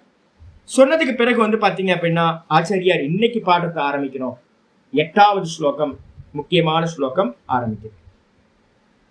ஞான விஞ்ஞான திருப்தாத்மா கூட்டஸ்தோ விஜிதேந்திரியः யுக்த இத்யுச்யதே யோகி சமலோஷ்டாஸ்ம காஞ்சனः. ஞான விஞ்ஞான திருப்தாத்மா கூட்டஸ்தோ விஜிதேந்திரியः யுக்த இத்யுச்யதே யோகி சமலோஷ்டாஸ்ம காஞ்சனः. ஞான விஞ்ஞான திருப்தாத்மா. இந்த ஸ்லோகத்துல வந்து பாத்தீங்கன்னா ஒரு 2-3 ஸ்லோகங்கள் வந்து பாத்தீங்கன்னா ரொம்ப இம்பார்ட்டன்ட். நோட் பண்ணிக்கங்க. 4வது அத்தியாயத்துல 3வது அத்தியாயத்துல 41வது ஸ்லோகம், 3:41. அதே மாதிரி 6:8, அதுக்கப்புறம் 7:2. இந்த 3 இடத்துலயும் வந்து பாத்தீங்கன்னா ஞான விஞ்ஞானம்ன்ற சப்தம் வரும். 3 ஸ்லோகங்கள்ல ஞான விஞ்ஞானம். ஞானம் அப்படின்னா இப்போ உங்களுக்கு கிடைச்சிக்கிட்டு இருக்கிறதெல்லாம் ஞானம். ஒவ்வொரு சப்தத்துக்கும் அர்த்தத்தை சொல்லிக்கிட்டே இருக்கிற. இப்போ உங்களுக்கு புதுசா ஒரு சப்தத்தோட அர்த்தம் சொல்றேன். ஞானம்னா என்ன, விஞ்ஞானம்னா என்ன அப்படின்னு சப்தத்தோட அர்த்தம் உங்களுக்கு பதிய வைக்கிறேன். இதை நீங்க ரிசீவ் பண்ணி அதை சாலிடா, ஆமா ஞானம்னா இதுதான், விஞ்ஞானம்னா இதுதான் அப்படின்னு உங்களுக்குள்ள சாலிடா ரிஜிஸ்டர் பண்ணிட்டீங்கன்னா உங்களுக்கு ஞானம் வந்துருச்சுன்னு அர்த்தம். சப்தத்தோட அர்த்தத்துக்கு பேரு ஞானம். ஏ ஃபார் ஆப்பிள், அது ஞானம். அப்ப ஒவ்வொரு சப்தமும் அர்த்தத்தை வந்து பாத்தீங்கன்னா உங்க புத்தியில வந்து சாலிட் ஆயிடுச்சு அப்படின்னா அதுக்கு பேரு ஞானம்னு பேர். விஞ்ஞானம்ன்றது என்ன அப்படின்னு கேட்டீங்கன்னா அனுபவத்துக்கு பேரு விஞ்ஞானம்னு பேர். அப்ப ஞானத்தை தாண்டி நம்ம என்ன பண்ணணும், விஞ்ஞானத்துக்கு போகணும். பரோட்ச ஞானம் அது அபரோக்ஷ அனுபவமா பரிணமிக்கணும். அப்ப ஆச்சாரியார் மூலமா நமக்கு கிடைக்கிறதெல்லாம் என்னன்னு கேட்டீங்கன்னா சிரவண ஞானம் வந்து பாத்தீங்கன்னா நமக்கு வந்து பாத்தீங்கன்னா பரோட்ச ஞானத்தை கொடுக்கும். புரிஞ்சா போதும்ன்றதெல்லாம் இல்லை. அந்த பரோட்ச ஞானத்தை வச்சுக்கிட்டு நீங்க அடுத்த ஸ்டெப்பு போகணும். இந்த 6வது அத்தியாயத்தை சொல்ற மாதிரி என்ன பண்ணணும், இதுல சொல்ற கண்டிஷன்ஸ் எல்லாத்தையும் அப்ளை பண்ணீங்க அப்படின்னா அது என்ன ஆகும், தியான யோகத்துக்கு போனீங்கன்னா ஆத்மானுபூதியா அபரோக்ஷ அனுபவமா மாறும். அகம் பிரம்மாஸ்மின்னு நான் எதெல்லாம் கேட்கிறேனோ அதெல்லாம் வந்து பாத்தீங்கன்னா வெறும் கேள்வி ஞானம். கேள்வி ஞானம் தான் ஆபாத ஞானம் அப்படின்னு நம்ம சொல்றோம். கேள்வி ஞானம் தான். ஆனா வந்து பாத்தீங்கன்னா அது அனுபூதி ஆயிருக்கா அப்படின்னு கேட்டீங்கன்னா அனுபூதி ஆகல சுவாமி. ஏன் அப்படின்னா இந்த 6வது அத்தியாயத்துல சொல்ற அந்த கண்டிஷன்ஸ் அப்ளை ஆகல சுவாமி. சர்வ சங்கல்பத்தை தியாகம் பண்ணல, இந்திரிய நிகிரகம் ஆகல, மனோ நிகிரகம் ஆகல. அப்ப அந்த அனுபவம் உண்டாகுமான உண்டாகாது. அப்ப எவன் வந்து பாத்தீங்கன்னா நல்ல குதிரைகளை கண்ட்ரோல் பண்ணி மனசை வந்து கண்ட்ரோல் பண்ணி புத்தியை வந்து பாத்தீங்கன்னா குருநாதர் சொன்ன மாதிரி சரியா சங்கல்பங்களை எல்லாத்தையும் தியாகம் பண்றானோ அவன் என்ன ஆகிறான் அப்படின்னு கேட்டீங்கன்னா ஞான விஞ்ஞானத்தை அடையிறான். குருநாதர் மூலமா ஞானம், அனுபூதி மூலமா விஞ்ஞானம். இந்த 2த்தினாலையும் திருப்தாத்மா. திருப்தாத்மான என்ன அர்த்தம், போதும் அப்படின்ற எண்ணத்துக்கு பேர் தான் திருப்தின்னு பேர். போதும் போதும். நம்ம டெய்லி வந்து சாப்பாட்டு விஷயத்துல மட்டும் சொல்றோம் போதும் அப்படின்னு. அம்மா அதிகமாக கொடுத்தாங்க அப்படின்னா போதும்ன்றோம். அப்ப போதும்ன்ற எண்ணம் வந்து பாத்தீங்க அப்படின்னா இருக்கிறதுலயே எனக்கு ரொம்ப பிடிச்ச இந்த உலகத்திலேயே வந்து பாத்தீங்கன்னா அலம் பிரத்யம் சொல்லுவோம். போதும்ன்ற எண்ணம். யாரெல்லாம் போதும்ன்ற எண்ணம் சொல்றாங்களோ அவங்களுக்கு என்னோட ஆசீர்வாதம் எப்பவுமே இருக்கும். குருநாதர்களோட ஆசீர்வாதம், ஈஸ்வரனோட ஆசீர்வாதம் எப்பவுமே இருக்கும். நல்லா புரிஞ்சுங்க. வேணும்னு சொன்னீங்கன்னா சாபத்தை வாங்குறீங்க, அனுகிரகம் இல்லை. சுவாமி நான் வந்து பாத்தீங்கன்னா குருநாதர்கிட்ட போயிட்டு இதெல்லாமா கேட்பாங்க. சுவாமி வந்து பாத்தீங்கன்னா நான் நினைச்சதெல்லாம் கொடுத்துட்டாரியோ அது சாபம். திரும்ப சம்சாரத்திலே இருக்க போறோம். சாமிகிட்ட போயிட்டு வந்து பாத்தீங்கன்னா எதுவும் கேட்கக்கூடாது. போதும் சாமி நீ கொடுத்ததெல்லாம் போதும் சாமி, குறையொன்றும் இல்லை, ஒரு மண்ணாங்கட்டி குறையும் இல்லை, எல்லாம் பூர்ணமா தான் இருக்கு சுவாமி. அப்படின்னு நீங்க வந்து பூரண திருப்தியோட எப்ப ஆக முடியும்னா இப்பவே பிராக்டிஸ் பண்றது போதும் போதும் போதும். அது எப்ப வந்து முழுமையடையும் அப்படின்னா இந்த அனுபூதி ஆகும் போது வந்து பாத்தீங்கன்னா அகம் பிரம்மாஸ்மி அப்படின்னு அனுபூதி ஆகும் போது இந்த ஜெகத்தும் இந்த தேகமும் எல்லாம் சொப்பன மாதிரி உங்களுக்கு ஆயிடும். அப்படி ஆச்சுன்னா இது வந்து பாத்தீங்கன்னா அடையறதுக்கு ஒண்ணும் இல்லைன்னு போதும்ன்ற பரம திருப்தி உண்டாயிடும். அப்ப ஞானத்தினாலையும் விஞ்ஞானம் சொல்ற சுவானுபவத்தினாலையும் திருப்தி அடைந்தவன் திருப்தாத்மா அப்படின்னா திருப்தி அடைந்தவன் எவனுடைய மனது திருப்தி அடைஞ்சதோ போது சாமி அப்படின்னு ஒரு எண்ணம் வந்துடுச்சு அப்படின்னா அவன் எப்படி இருப்பானா கூட்டஸ்தகா கூட்ட இவ திஷ்டதி இது கூட்டஸ்தகா கூட்ட இவ திஷ்டதி யஹா சக கூட்டஸ்தகா. எவன் வந்து பாத்தீங்கன்னா கூட்டம் மாதிரி இருக்கான. கூட்டம்னா என்ன ஏற்கனவே நான் உங்களுக்கு சொல்லியிருக்கேன் இதை பத்தி. இந்த செப்பல் கடையில வந்து பாத்தீங்கன்னா செருப்பு தைக்கிற கடைக்கு போனீங்க அப்படின்னா அவன் என்ன பண்ணிருப்பான், ஒரு பேஸ் ஒன்று வச்சிருப்பான். செருப்பெல்லாம் தைக்கிறதுக்கு ஒரு பேஸ் இப்படி ஒரு இதுல இரும்புல வந்து பாத்தீங்கன்னா அயன்ல வந்து பாத்தீங்கன்னா ஒன்று வச்சிருப்பான். அதுக்கு பேர் கூட்டம்னு பேரு. இல்லைன்னா பிளாக் ஸ்மித் எங்கேயா போனீங்க அப்படின்னா அந்த பிளாக் ஸ்மித் என்ன பண்ணுவாங்கன்னா கீழே ஒரு பேஸ் வந்து நல்லா திக்கா வந்து பாத்தீங்கன்னா ஒரு அயன் பேஸ் ஒன்று வச்சிருப்பாங்க. அதுக்கு மேல வச்சுதான் அருவா கத்தி இதெல்லாத்தையும் வந்து அயன் எல்லா டூல்ஸையும் தயார் பண்ணுவான். அடிச்சு அடிச்சு சுத்தி எல்லாம் சின்னதா வச்சிருக்கிறது யாரு, செருப்பு தைக்கிறவன்ட்ட சின்னதா இருக்கும். அந்த பேஸுக்கு பேர் வந்து பாத்தீங்கன்னா கூட்டகான்னு பேர். கூட்டம்னா என்ன அர்த்தம், தான் சேஞ்ச் ஆகாம இருக்கிறது. ஸ்கிரீன் எடுத்துங்க, ஸ்கிரீன் வந்து பாத்தீங்கன்னா கூட்டமா இருக்கு அப்படின்னு அர்த்தம். சேஞ்சே ஆகிறது இல்லை. சினிமா ஸ்கிரீன் அப்படியே இருக்கு. அந்த கூட்டத்துக்கு மேல எதெல்லாம் வைக்கிறோமோ அதெல்லாம் சேஞ்ச் ஆகிட்டே இருக்கும். சினிமாக்கு ஸ்கிரீனுக்கு மேல இருக்கிற காட்சிகள் சேஞ்ச் ஆகிட்டே இருக்கு. செருப்பு தைக்கிறவனோட அந்த பேஸுக்கு மேல வைக்கிற செப்பல்லாம் வந்து சேஞ்ச் பண்ணிக்கிட்டே இருக்கிறான். வருது செப்பல் போகுது, வேற வேற செப்பல் டெய்லி தச்சு கொடுத்துக்கிட்டே இருக்கான். பிளாக் ஸ்மித்திட்ட இருக்கக்கூடிய அந்த பேஸுக்கு மேல வந்து பாத்தீங்கன்னா நிறைய வந்து பாத்தீங்கன்னா டூல்ஸ் எல்லாம் தயார் பண்ணி அவன் கொடுத்துக்கிட்டே இருக்கான். ஆனா பேஸ் அப்படியே இருக்கு, சேஞ்ச்லெஸ்ஸா இருக்கிறது. அப்ப கூட்டஸ்தகன்றதுக்கு அர்த்தம் அச்சல தத்துவமா இருக்கிறதுன்னு அர்த்தம். சேஞ்ச்லெஸ், நிர்விகாரம்னு அர்த்தம். கூட்டஸ்தனா இருக்கான் அப்படின்னா அப்ப அவன் எப்படி இருக்கான், ஞானத்தினாலையும் விஞ்ஞானத்தினாலையும் திருப்தி அடைந்தவனா கூட்டஸ்தனா. நீங்க ரமண பகவான்கிட்ட எடுத்துக்கணும். இப்ப சமீபத்துல வந்து பாத்தீங்கன்னா நமக்கு பக்காவான எக்ஸாம்பிள் வந்து பாத்தீங்கன்னா ரமண பகவான் தான். புடிச்சு வச்ச பிள்ளையார் மாதிரி இருப்பாராம். ஒரு போஸ் வந்து பாத்தீங்கன்னா இப்படி உட்கார்ந்த ஒரு போஸ் காலையில இருந்து சாயந்தரம் வரைக்கும் சாப்பாட்டுக்கு மட்டும்தான் வெளில போவார் வருவார். அதுக்கப்புறம் வந்து ஆக்ஷனே இருக்காது, எந்த ஆக்ஷன் இருக்காது, பார்த்துக்கிட்டே இருக்காது, வெறும் சொரூபத்திலேயே நிக்கிறது. சமாதிஸ்தனா இருக்கிறதுன்னு பேர். எந்த விகாரமும் இல்லை, அது மாதிரி நிலைக்கு பேர் கூட்டஸ்தகன்னு பேர். சரி, அவன் எப்படி இருக்கான், விசித்தேந்திரியாக விசேஷ ரூபமா ஜிதேந்திரியாக ரொம்ப ஸ்பெஷலா அவனுக்கு வந்து நேச்சுரலாவே அந்த இந்திரியங்கள்லாம் என்ன ஆயிடுச்சு, ஜெயம் செய்யப்பட்டதாயிடுச்சு. இந்த இந்திரியங்களை சாதனா காலத்துல நம்ம ட்ரெயின் பண்றோம், வசப்படுத்துறதுக்காக நிறைய அபியாசம் பண்ணி வசப்படுத்துறோம். இதே வந்து பாத்தீங்கன்னா ஆத்ம ஞானத்தை அடைஞ்சவன் என்ன ஆகும், அவனுக்கு நேச்சுரலாவே இந்த இந்திரியங்கள்லாம் எல்லாம் ஷட் டவுன் ஆகி அவனுக்கு வெறும் இன்ஸ்ட்ருமெண்டா மட்டும் இருக்கும், அடங்கியவைகளாயிடுது, விஜித்தேந்திரியா. அப்படி இருக்கிறவனுக்கு தான் பேர் என்னன்னு கேட்டா யுக்த யுக்தியுச்சியதே யோகி. அந்த யோகி அவன் தான் வந்து பாத்தீங்கன்னா யுக்தக அப்படின்னா சமாதியை அடைந்தவன். அவன்தான் சமாதியை அடைந்தவன் என்று சொல்லப்படுகிறான். அவனோட திருஷ்டி எப்படி சுவாமி இருக்கும், அப்படி சமாதியை அடைஞ்சவனுக்கு எப்படி திருஷ்டி இருக்கும், சம ஆதி இது சமாதி. வேற சமத்தன்மையை அடைதல் தான் சமாதி. சமம்னா என்ன சுவாமி, சர்வம் பிரம்மமயம். இதான் ஞானம், இதான் அனுபூதி. அப்படி இருக்கும்போது இந்த நாமரூபம் எல்லாம் மித்தியா, பொய்யானது, தோற்ற மாத்திரம் அப்படின்னு அவனுக்கு சாலிட் ஆயிடும்.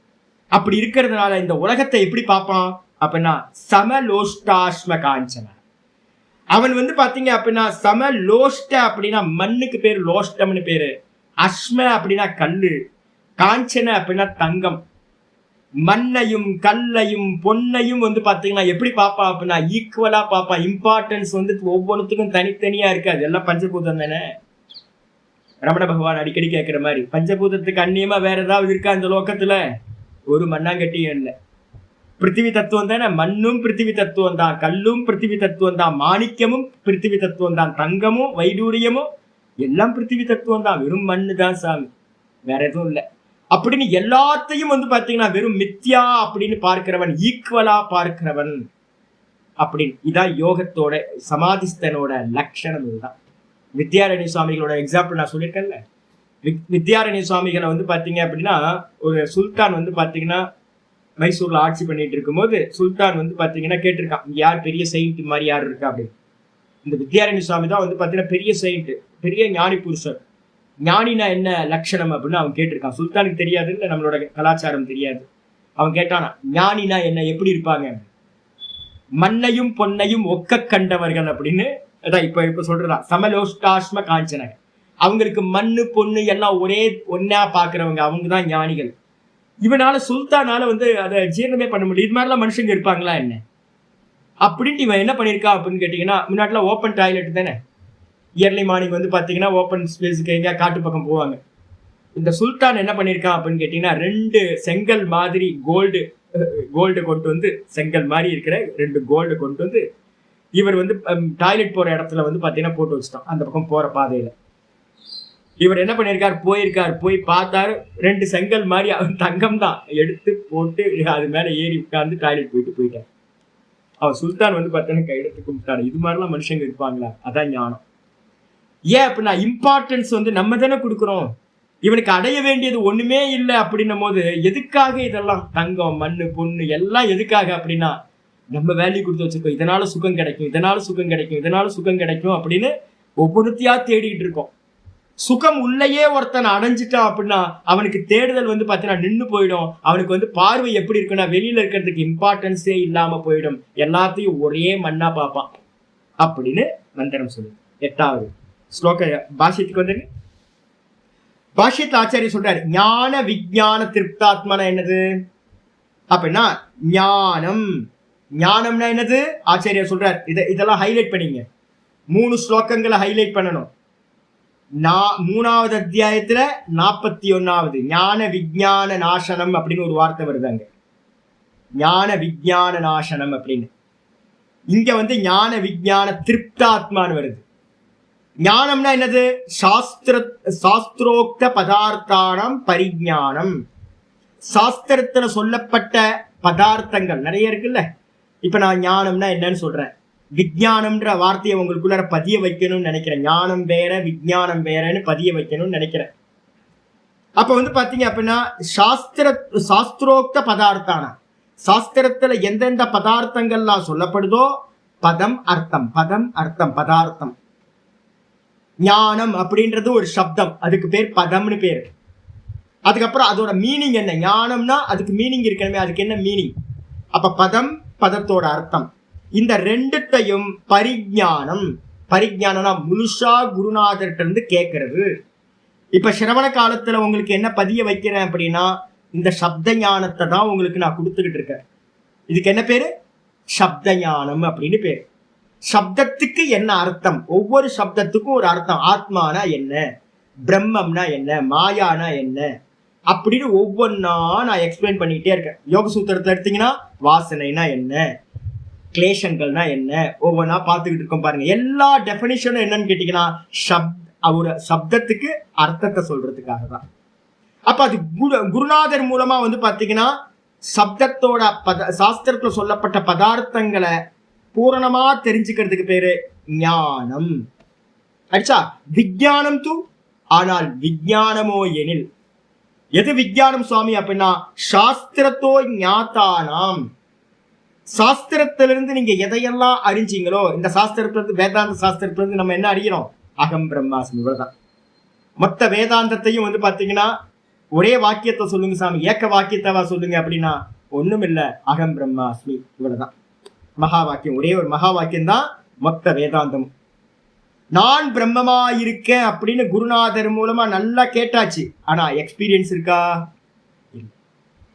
சப்தம் தெரியுது. பிரம்மம்னா என்ன, நான்னா யாரு, பிரம்மம்னா என்ன, தத்து தொம் அசி 3 பதங்கள் இருக்கு, அகம் பிரம்ம அஸ்மி 3 பதங்கள் இருக்கு. இந்த 3 பதங்களையும் நான் யாரு, பிரம்மம்னா என்ன, ஈஸ்வரன் யாரு, எப்படி ஒன்னா இருக்கும் அப்படின்னு குருநாதர் மூலமா எல்லாத்தையும் கேட்டுடலாம். சப்தார்த்தம்னு பேரு. அதுக்கு என்ன பேரு? பரோக்ஷ ஞானம் அப்படின்னு பேரு. ஓ, நான் பிரம்மமா இருக்கேன் போல இருக்கே, சாஸ்திரம் சொல்லுதே, பகவத்கீதை சொல்லுதே, குருநாதர் சொல்றாரு நான் பிரம்மமா இருக்கேன் போல இருக்கு அப்படின்னு தெரிஞ்சுக்கிறது. இதுக்கப்புறம் வந்து பாத்தீங்கன்னா விஞ்ஞானம் என்ன அப்படின்னா, சாஸ்திரத்துல நம்ம எதை அறிஞ்சோமோ ததாயேவ சுவானுபவ கரணம், சாஸ்திரத்துல சொல்லப்பட்ட விதமாகவே சுவானுபவம் பண்றது. சுவானுபவம் என்னது? நான் சச்சிதானந்தமா இருக்கேன், நான் தேகம் இல்லை, நான் மனசு இல்ல, புத்தி இல்ல, இதெல்லாம் இல்ல இல்ல இல்லன்னு சாஸ்திரம் சொல்லுது. நீ இது இல்லப்பா, நீ இது இல்ல, நீ இது இல்ல, நீ பிரம்மமா இருக்க அப்படின்னு. அப்ப அதே மாதிரி எனக்கு சுவானுபவம் உண்டாகணும். நான் தேகம் இல்லை, நான் இந்திரியம் இல்லை, நான் மனசு இல்ல, நான் சச்சிதானந்த பரபிரம்ம ஸ்வரூபமா வெறும் கான்சியஸ்னஸா இருக்கேன், நான் தான் எல்லாமா இருக்கேன் அப்படின்னு அறியறது எப்படி அனுபவமா மாறுதோ, அறிதல் அனுபவமா மாறுதோ, அதுக்கு பேர் தான் வந்து பாத்தீங்கன்னா விஞ்ஞானம்னு பேர். அப்ப முதல்ல பரோட்சம், ரெண்டாவது அபரோக்ஷ அனுபவம். இந்த ரெண்டுத்தினாலையும் தாபியாம் ஞான விஞ்ஞானாபியாம், இந்த ஞானம் விஞ்ஞானம் இந்த ரெண்டுத்தினாலையும் திருப்தா. இப்ப என்கிட்ட வந்து பாத்தீங்கன்னா பரோட்ச ஞானம் இருக்கு, நல்ல பரோட்ச ஞானம் இருக்கு, வேதாந்தத்துல இருக்கிறது. திருப்தி எவ்வளவு திருப்தி தெரியுங்களா இருக்கு, நான் சொல்ல முடியாது. என்னால வந்து பாத்தீங்கன்னா திருப்தியை சொல்லுங்கன்னா எப்படி சொல்றது, ஆனந்தமா இருக்கு. நான் வந்து பாத்தீங்கன்னா ரொம்ப சந்தோஷமா இருக்கேன். எனக்கு இப்ப கேட்டீங்க அப்படின்னா இந்த உலகத்திலேயே வந்து பாத்தீங்கன்னா ரொம்ப சந்தோஷமான ஆள் யாரு அப்படின்னு கேட்டீங்கன்னா நான் சொல்லுவேன், நான் தாங்க அப்படின்னு. ஏன்னா என்னன்னு கேட்டீங்கன்னா அவ்வளவு திருப்தி இருக்கு, மன சந்தோஷமா இருக்கு. என்ன காரணம் தெரியுங்களா? பரோட்ச ஞானம். அப்ப குருநாதர் மூலமா வந்த அந்த ஞானம் சிரவணம் பண்ணி மனனம் பண்ணினாவே ஒரு பரம திருப்தியை கொடுத்துரும். ஒன்னும் வேணாம், ஒரு மண்ணாங்கட்டி வேணாம். என்ன தேகத்துக்கு என்ன பிராரப்தம் இருக்கோ அந்த தேகத்துக்கு நடக்கிறது நடந்துகிட்டே இருக்கட்டும், எனக்கு இதுக்கு சம்பந்தம் இல்லை அப்படின்னு பரிபூர்ண திருப்தி உங்களுக்கு எங்க வந்துடும்? இதுலயே வந்துடும். பரோட்ச ஞானம் திருடமாச்சுனாவே, கொஞ்சம் இந்திரிய நிகிரகம் கொஞ்சம் மனோ நிகிரகம் இருந்துச்சுன்னா, ஆசை இல்லாம இருந்துச்சுனாவே, சங்கல்பம் இல்லாம இருந்துச்சுனாவே, பரோட்ச ஞானமே உங்களுக்கு என்ன கொடுக்கும்? மிகப்பெரிய திருப்தியை கொடுக்கும். அது அப்படியே அனுபவமா அகம் பிரம்மாஸ்மின்னு சுவானுபவமா மாறும் போது, சமாதியால ஆகும் போது, சமாதியில உண்டாகிற அந்த ஞானம் என்ன பண்ணும் அப்படின்னா பரம திருப்தியை கொடுத்துரும். ஒரு இதுவும் மனசு இம்பல்ஸே ரைஸ் ஆகாது, இது அடையணும், இது வேணும், இது வேணாம், ஒன்றும் இருக்காது. மனசு சாந்தமா ஆயிடும், பரிபூர்ண சாந்தி, பிரசாந்தி ஆயிடும். அந்த திருப்தி இந்த ஞானத்தினாலையும் விஞ்ஞானத்தினாலையும் திருப்தி. இப்போ உங்களுக்கு வந்து திருப்தி இருக்கான்னு? ஆமா இருக்கும். உங்களுக்கு எவ்வளவு புரிதல் உண்டாயிட்டே இருக்கோ அந்த திருப்தி கிடைச்சிக்கிட்டே இருக்கும். நான் எப்போ வந்து பார்த்தீங்கன்னா ஒவ்வொரு ஆச்சாரியர்கள்ட்டும் பாடம் கேட்கும் போதும் எனக்கு திருப்தி ஒவ்வொரு நாளும் கிடைச்சிக்கிட்டே இருந்துச்சு. இப்போ உங்களுக்கும் வந்து பார்த்தீங்கன்னா அந்த ஞானம் வந்து பார்த்தீங்கன்னா திருப்தியை கொடுத்துக்கிட்டே இருக்கும். ஆனா இது வந்து பார்த்தீங்கன்னா டெம்பரவரியா இருக்கும், இல்லைன்னா பூரணமா இருக்காது. இது மெதுவா மெதுவா மெதுவா இன்க்ரீஸ் ஆகி பரோட்ச ஞானம் திருடமாயி அது அபரோக்ஷ அனுபவமாகும் போது பூரண திருப்தியானது வந்துவிடும். அது வந்ததுக்கு பிறகு என்ன ஆகுது? திருப்தக. அதுக்கு என்ன பேர் சுவாமி அப்படின்னா சஞ்ஞாத அலம் பிரத்யய ஆத்மா அந்தக்கரணம் யஸ்ய. எவனுக்கு வந்து பாத்தீங்கன்னா இந்த திருப்தி வந்தோன சஞ்ஞாத அலம் பிரத்யேகன என்ன அர்த்தம்? போதும் என்ற எண்ணம் வந்து பாத்தீங்கன்னா அடைந்தவன். அவனுக்கு என்ன ஆயிடுச்சு? என்ன அடைஞ்சா? சஞ்ஞாத அலம் பிரத்யேக. அலம் பிரத்யேகன என்ன அர்த்தம்? போதும் போதும் போதும். நல்லா தெரிஞ்சுங்க, போதும் போதும்னு சொல்லும் போதெல்லாம் ஈஸ்வர பாவம் உங்கள்கிட்ட வருது. வேணும் வேணும்னு கேட்கும் போதெல்லாம் நீங்க ஜீவபாவத்துக்கு வரீங்க. நீங்க ஜீவனா இருக்கணுமா, ஈஸ்வரனா இருக்கணுமா? எப்பெல்லாம் நீங்க கொடுக்குறீங்களோ அப்பெல்லாம் வந்து பாத்தீங்கன்னா ஈஸ்வரனா ஆகுறீங்க. எப்பெல்லாம் கேட்டு வாங்குறீங்களோ அப்பெல்லாம் நீங்க ஜீவனா இருக்கீங்க, அல்பன் ஆயிடுறீங்க, சம்சாரி ஆயிடுறீங்க. அப்ப என்ன பண்ணணும்? ரெண்டு விஷயத்த நம்ம பிராக்டிஸ் பண்ணணும். போதும் போதும். யார் சொல்லுவா போதும்ன்றது? யாரோட குணம்? ஈஸ்வரன்ட்ட போய் ஈஸ்வரன் என்னைக்காவது வந்து பாத்தீங்கன்னா எனக்கு இது வேணும் அது வேணும்னு என்னைக்கா கேட்பாரா? ஏன் கேட்க மாட்டாரு? இது மொத்தமா அவரோட. அப்ப வந்து பாத்தீங்கன்னா ஈஸ்வர தன்மையை நம்ம வந்து என்ன பண்றது அப்படின்னா பாவிக்க ஆரம்பிக்கிறது. எனக்கு ஒண்ணு வேணாம் சாமி, போதும், எல்லாம் இருக்கிறதெல்லாம் போதும். அப்படின்னா நீங்க ஈஸ்வரங்க, மகாராஜா. சன்னியாசிகளை வந்து பாத்தீங்கன்னா நார்த் இந்தியால மகாராஜ் அப்படின்னு சொல்லுவாங்க. ஏன் மகாராஜா? அவன் பிச்சைக்காரன் ஆச்சேப்பா. ரோட்ல வந்து பாத்தீங்கன்னா இருக்கான், கௌப்பினை கட்டிட்டு இருக்கான், மரத்தடியில வாசம் பண்றான், ஒன்னும் இல்லையா அவன்கிட்ட, எந்த சொத்து பத்து இல்லை, எந்த பேங்க் பேலன்ஸ் இல்லை, எப்படி அவன் மகாராஜாவான்? அப்படின்னா அவன் போதுன்ற எண்ணம் அவனுக்கு இருக்கு, வைராக்கியம், பூரண வைராக்கியம் இருக்கு, ஒண்ணு வேணாம். அவன் தான் மகாராஜா, எல்லாத்தையும் அடைஞ்சவன், எல்லாத்தையும் வெற்றி கொண்டவன் அப்படின்னு. அப்ப அந்த போதுன்ற எண்ணத்தை அடைந்தவன் எவனோ, எவனுடைய அந்த கரணம் ஆத்மனா, ஞான விஞ்ஞான ஆத்மா இருக்குல்ல, ஆத்மான்றதுக்கு அர்த்தம் அந்த கரணம் அர்த்தம், மனசு. எவனுடைய மனம் புத்தியானது போதும் என்ற திருப்தியை அடைந்ததோ எவனுக்கு ச ஞான விஞ்ஞான திருப்தாத்மா. அப்படிப்பட்டவனுக்கு என்னப்பா பேரு அப்படின்னு கேட்டீங்கன்னா ஞான விஞ்ஞான திருப்தாத்மான்னு பேரு. ஞானத்தினாலும் விஞ்ஞானத்தினாலும் திருப்தியை அடைந்த மனதையும் புத்தியையும் உடையவன் ஞான விஞ்ஞான திருப்தாத்மா. அப்படிப்பட்டவன் பாத்தீங்கன்னா கூட்டஸ்தக. அப்ப திருப்தி வந்துச்சுன்னா என்ன ஆகும்? உங்களுக்கு நம்மளே பாத்தீங்க அப்படின்னா போதும்னு சாப்பாட்டுல பாத்தீங்கன்னா போதும்னு சொல்றோம். போதும்னு சொன்னா பாத்தீங்கன்னா கொஞ்சம் எந்திரிச்சு வெளில போறோம், நல்ல வாழை இலை போட்டு நல்லா சாப்பிட்டாச்சு, கழுத்து வரைக்கும் சாப்பிட்டாச்சு, காக்கா கொத்திட்டு போற அளவுக்கு சாப்பிட்டாச்சு, வாயை திறந்தா காக்கா கொத்திட்டு போகும், அந்த அளவுக்கு சாப்பிட்டாச்சு. வெளியில வரோம், வெளியில வந்தோன்னு பாத்தீங்கன்னா ஒரு 2 வாழைப்பழம் இருந்தா நல்லா இருக்கும்ல அப்படின்னு தேடுவோமா? தேட மாட்டோம். ஏன் அப்படின்னா போதும்பா, விட்டா போதும் அப்படின்னு. அப்ப தேடுதல் பாத்தீங்கன்னா என்ன ஆகும்? எங்கேயாவது போய் பேசாம உட்கார்ந்து ஒரு கட்டையை சாச்சா நல்லா இருக்கும்னு சொல்லுவோம். அப்ப பாத்தீங்கன்னா பேசாம போய் உட்காரதான் போக முடியாது. சர்ச்சிங் இருக்காது. ஃபுட்டு கிடைக்குமா அப்படின்னு வேற சர்ச்சிங் இருக்காது. எப்ப அரைகுறையா சாப்பிட்டு இருக்கோமோ அப்ப என்ன பண்ணுவோம்?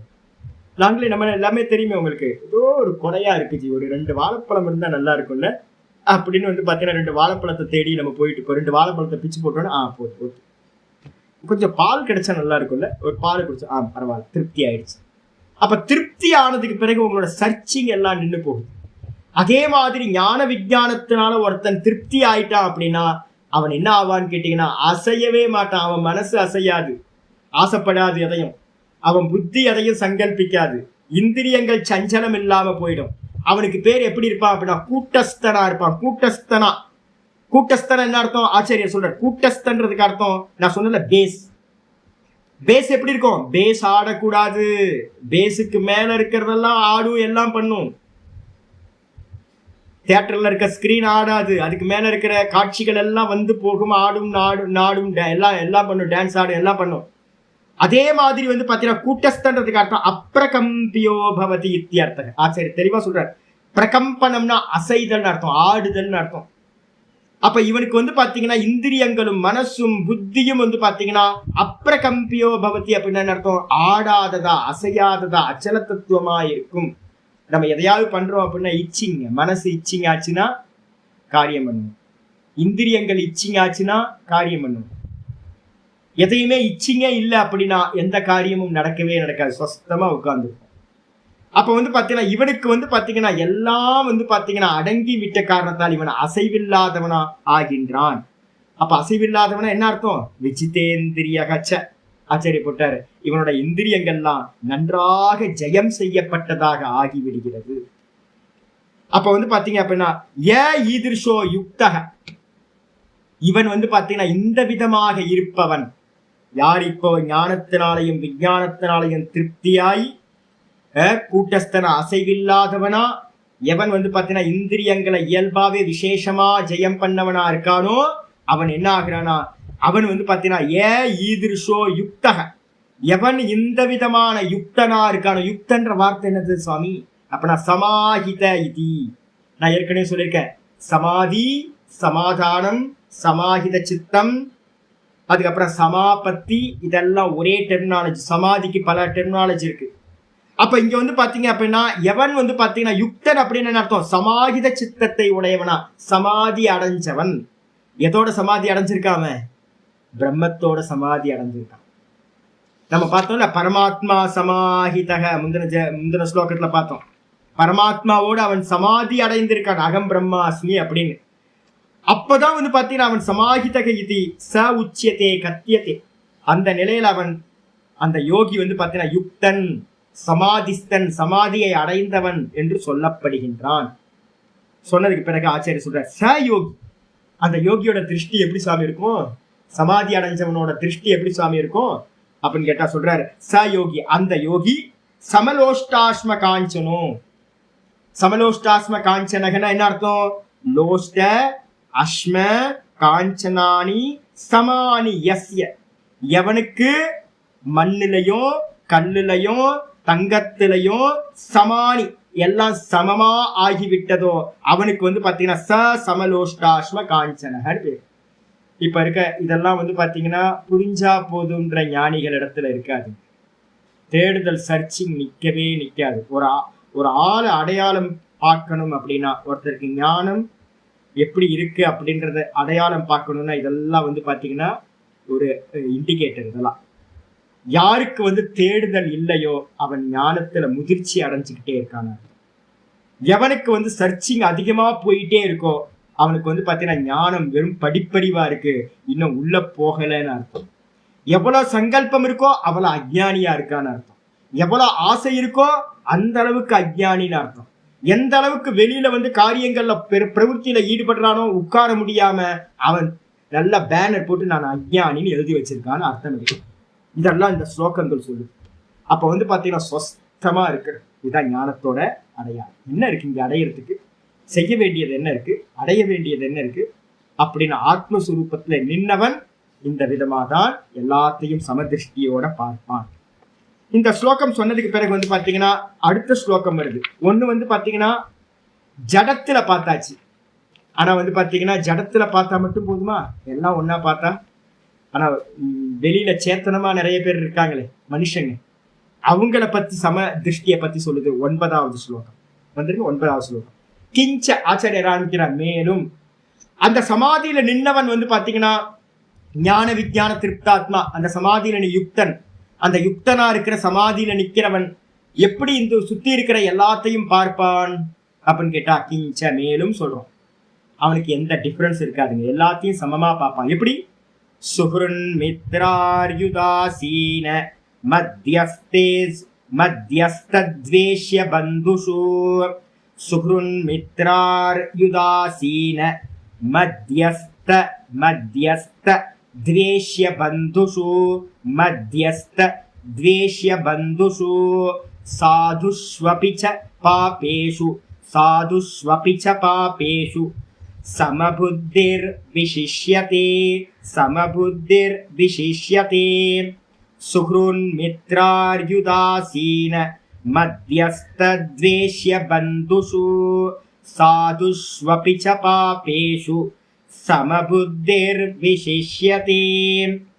सुहृन्मित्रार्युदासीन मध्यस्थद्वेष्य बन्धुषु साधुष्वपि च पापेषु समबुद्धिर्विशिष्यते.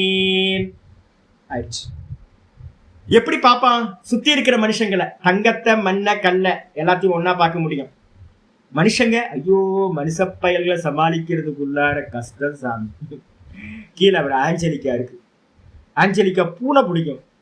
பூனை வந்து நான் 2 பூனை வச்சிருக்கேன். அதுக்கு வந்து பாத்தீங்கன்னா அது ஜெர்மன் போகும்போது என்ன பண்ணுதுன்னா ஒரு ஆள் அப்பாயின்மெண்ட் பண்ணி காலையில ஒரு ஆள் சாயந்தரம் ஒரு ஆள் அதுக்கு பால் கொடுக்கணும். அதுக்கு வந்து பாத்தீங்கன்னா ஃபீடிங் பண்ணணும், ஃபுட்டெல்லாம். பூனை பிடிக்கும். ஆனா வந்து பாத்தீங்கன்னா மற்ற ஜீவராசிகளை எதையுமே பிடிக்காது. அது நினைச்சுட்டு இருக்க என்னன்னு கேட்டீங்கன்னா சுத்தி யாரும் இருக்கக்கூடாது. இந்த யூரோப்பியன்ஸ்க்கு எல்லாத்துக்கும் செல்ஃபிஷ், ரொம்ப செல்ஃபிஷா இருக்கு. நம்ம இந்தியாவில வந்து பாத்தீங்கன்னா அது இல்லை, எல்லாம் சேர்ந்து இருக்கிற நம்ம கல்ச்சர் நம்மளோட. அது வந்து பாத்தீங்கன்னா ஒவ்வொரு நாளும் சாமியே எறும்பு வந்துருச்சு. ஆமா, எறும்பு வரதான் செய்யும். இந்த சாத்துர் மாசத்துல வந்து பாத்தீங்கன்னா எறும்புகளும் ஜீவராசிகளும் நல்லா பல்கி பெருகிற காலம் இது.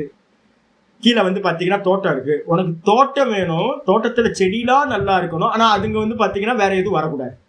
செடியெல்லாம் இருந்துச்சுன்னா பூச்சி வரும், செடியெல்லாம் இருந்துச்சுன்னா மரம்லாம் இருந்துச்சு அப்படின்னா எறும்பு வரும், ஒத்துக்க முடியாது. இதே மாதிரிதான் நாட்டுல வந்து பாத்தீங்க அப்படின்னா எல்லாம் இருப்பாங்க. ஒரு காடுன்னு இருந்தா மான் இருக்கும், முயல் இருக்கும், சிங்கம் இருக்கும், புலி இருக்கும், காட்டெருமை இருக்கும், நரி இருக்கும், எல்லாம் இருக்கதானே செய்யும் நாட்டுல. அப்ப நம்ம புரிஞ்சுக்கணும், நமக்காக மட்டும் இந்த உலகம் இல்லை, நம்மளை சுத்தி எல்லாம் இருக்கும். அப்ப ஒரு பக்குவியா இருக்கிற ஒரு ஞானத்தை அடைந்தவன் எப்படி இருப்பான் அப்படின்னு கேட்டீங்கன்னா, சமதர்ஷனம் இருந்தா, பேதம் இல்லாம இருந்துச்சு அப்படின்னா அவன் ஞானி புருஷன். பேதம் பார்க்கிறான் அப்படின்னா கொஞ்சமாவது பேதம் பார்த்தானா போச்சு போச்சு. ஆச்சாரியார் சொல்றாரு என்னன்னு கேட்டீங்கன்னா, சுகுருத்து அப்படின்னா என்ன அர்த்தம்? பக்கத்துல மீ வர்றதுனால இருக்கு, சுகுருத்துன்னு பிரிக்கும் போது சுகுருத்துன்னு பிரிக்கணும். ஆச்சாரியார் சொல்லப்படுற இது எல்லாமே ஒரே பதம். இந்த முதல் லைன் இருக்கு பாத்தீங்களா, முதல் லைன் எல்லாமே சமாச பதம், ஒரே சமாச பதம், அது ஒரே பதம் அது. ஆனா நம்ம இதுக்காக மீனிங்காக என்ன பண்றோம், பிரிச்சு பிரிச்சு ஒவ்வொன்றா பண்ண போறோம். என்னன்னா சுகுருத்து அப்படின்னா என்ன அர்த்தம்? சுகுருத்து அப்படின்னா வந்து பாத்தீங்கன்னா, சுகுருத்துன்றதுக்கு அர்த்தம் வெல் விஷர். நம்ம சொல்றோம்ல, நமக்கு வந்து பாத்தீங்கன்னா நல்லது பண்றவங்க. மித்திரர் அப்படின்னா என்ன அர்த்தம்? மித்திரன்றதுக்கு அர்த்தம் நமக்கு நண்பர்கள். அரி அந்த இடத்துல வந்து அரின்னு ஒண்ணு இருக்கு, வார்த்தை இருக்கு. அரி அப்படின்னா மித்ரார்யு அது இருக்குல்ல, அதை பிரிச்சோம் அப்படின்னா, சந்தி பிரிச்சோம் அப்படின்னா மித்திர அரி. அரின்றதுக்கு அர்த்தம் எதிரி, நண்பன் எதிரி. உதாசீனன் அப்படின்னா நண்பனும் இல்ல எதிரியும் இல்ல, உதாசீனத்துல இருக்கவன். அதுக்கப்புறம் மத்தியஸ்த. மத்தியஸ்தனா என்னுடைய எதிரிக்கும் நண்பனுக்கும் நடுவுல இருந்துகிட்டு என்ன பண்றவன், மத்தியஸ்தம் பண்ணக்கூடியவன். ரெண்டு பேர்த்துக்கும் நல்லது நடக்கணும்னு நினைக்கிற ஒரு மத்தியஸ்தம் பண்றவன். அதே மாதிரி துவேஷிய, என்னை வந்து பாத்தீங்கன்னா பார்க்காதே துவேஷம் பண்றவன், எனக்கு எதிரி, சத்ரு. எப்ப பார்த்தாலும் குறை சொல்லிக்கிட்டே இருக்கான், என்ன டிஸ்டர்ப் பண்ணிக்கிட்டே இருக்கான், துவேஷம் பண்ணிக்கிட்டே இருக்கான், அப்படிப்பட்டவன். கூடவே வந்து பாத்தீங்கன்னா பந்துக்கள், நம்மளை சுத்தி இருக்கிற சொந்தக்காரவங்க, துவேஷம் பண்றவங்க, கூடவே பந்துக்கள். அது மட்டும் இல்லாம சாதுஸ்வபிச்ச பாப்பேஷு, அது மட்டும் இல்லாம நம்மளை சுத்தி இருக்கிற நிறைய நல்லவங்க இருக்காங்க, சாதுக்களா இருக்கிறாங்க.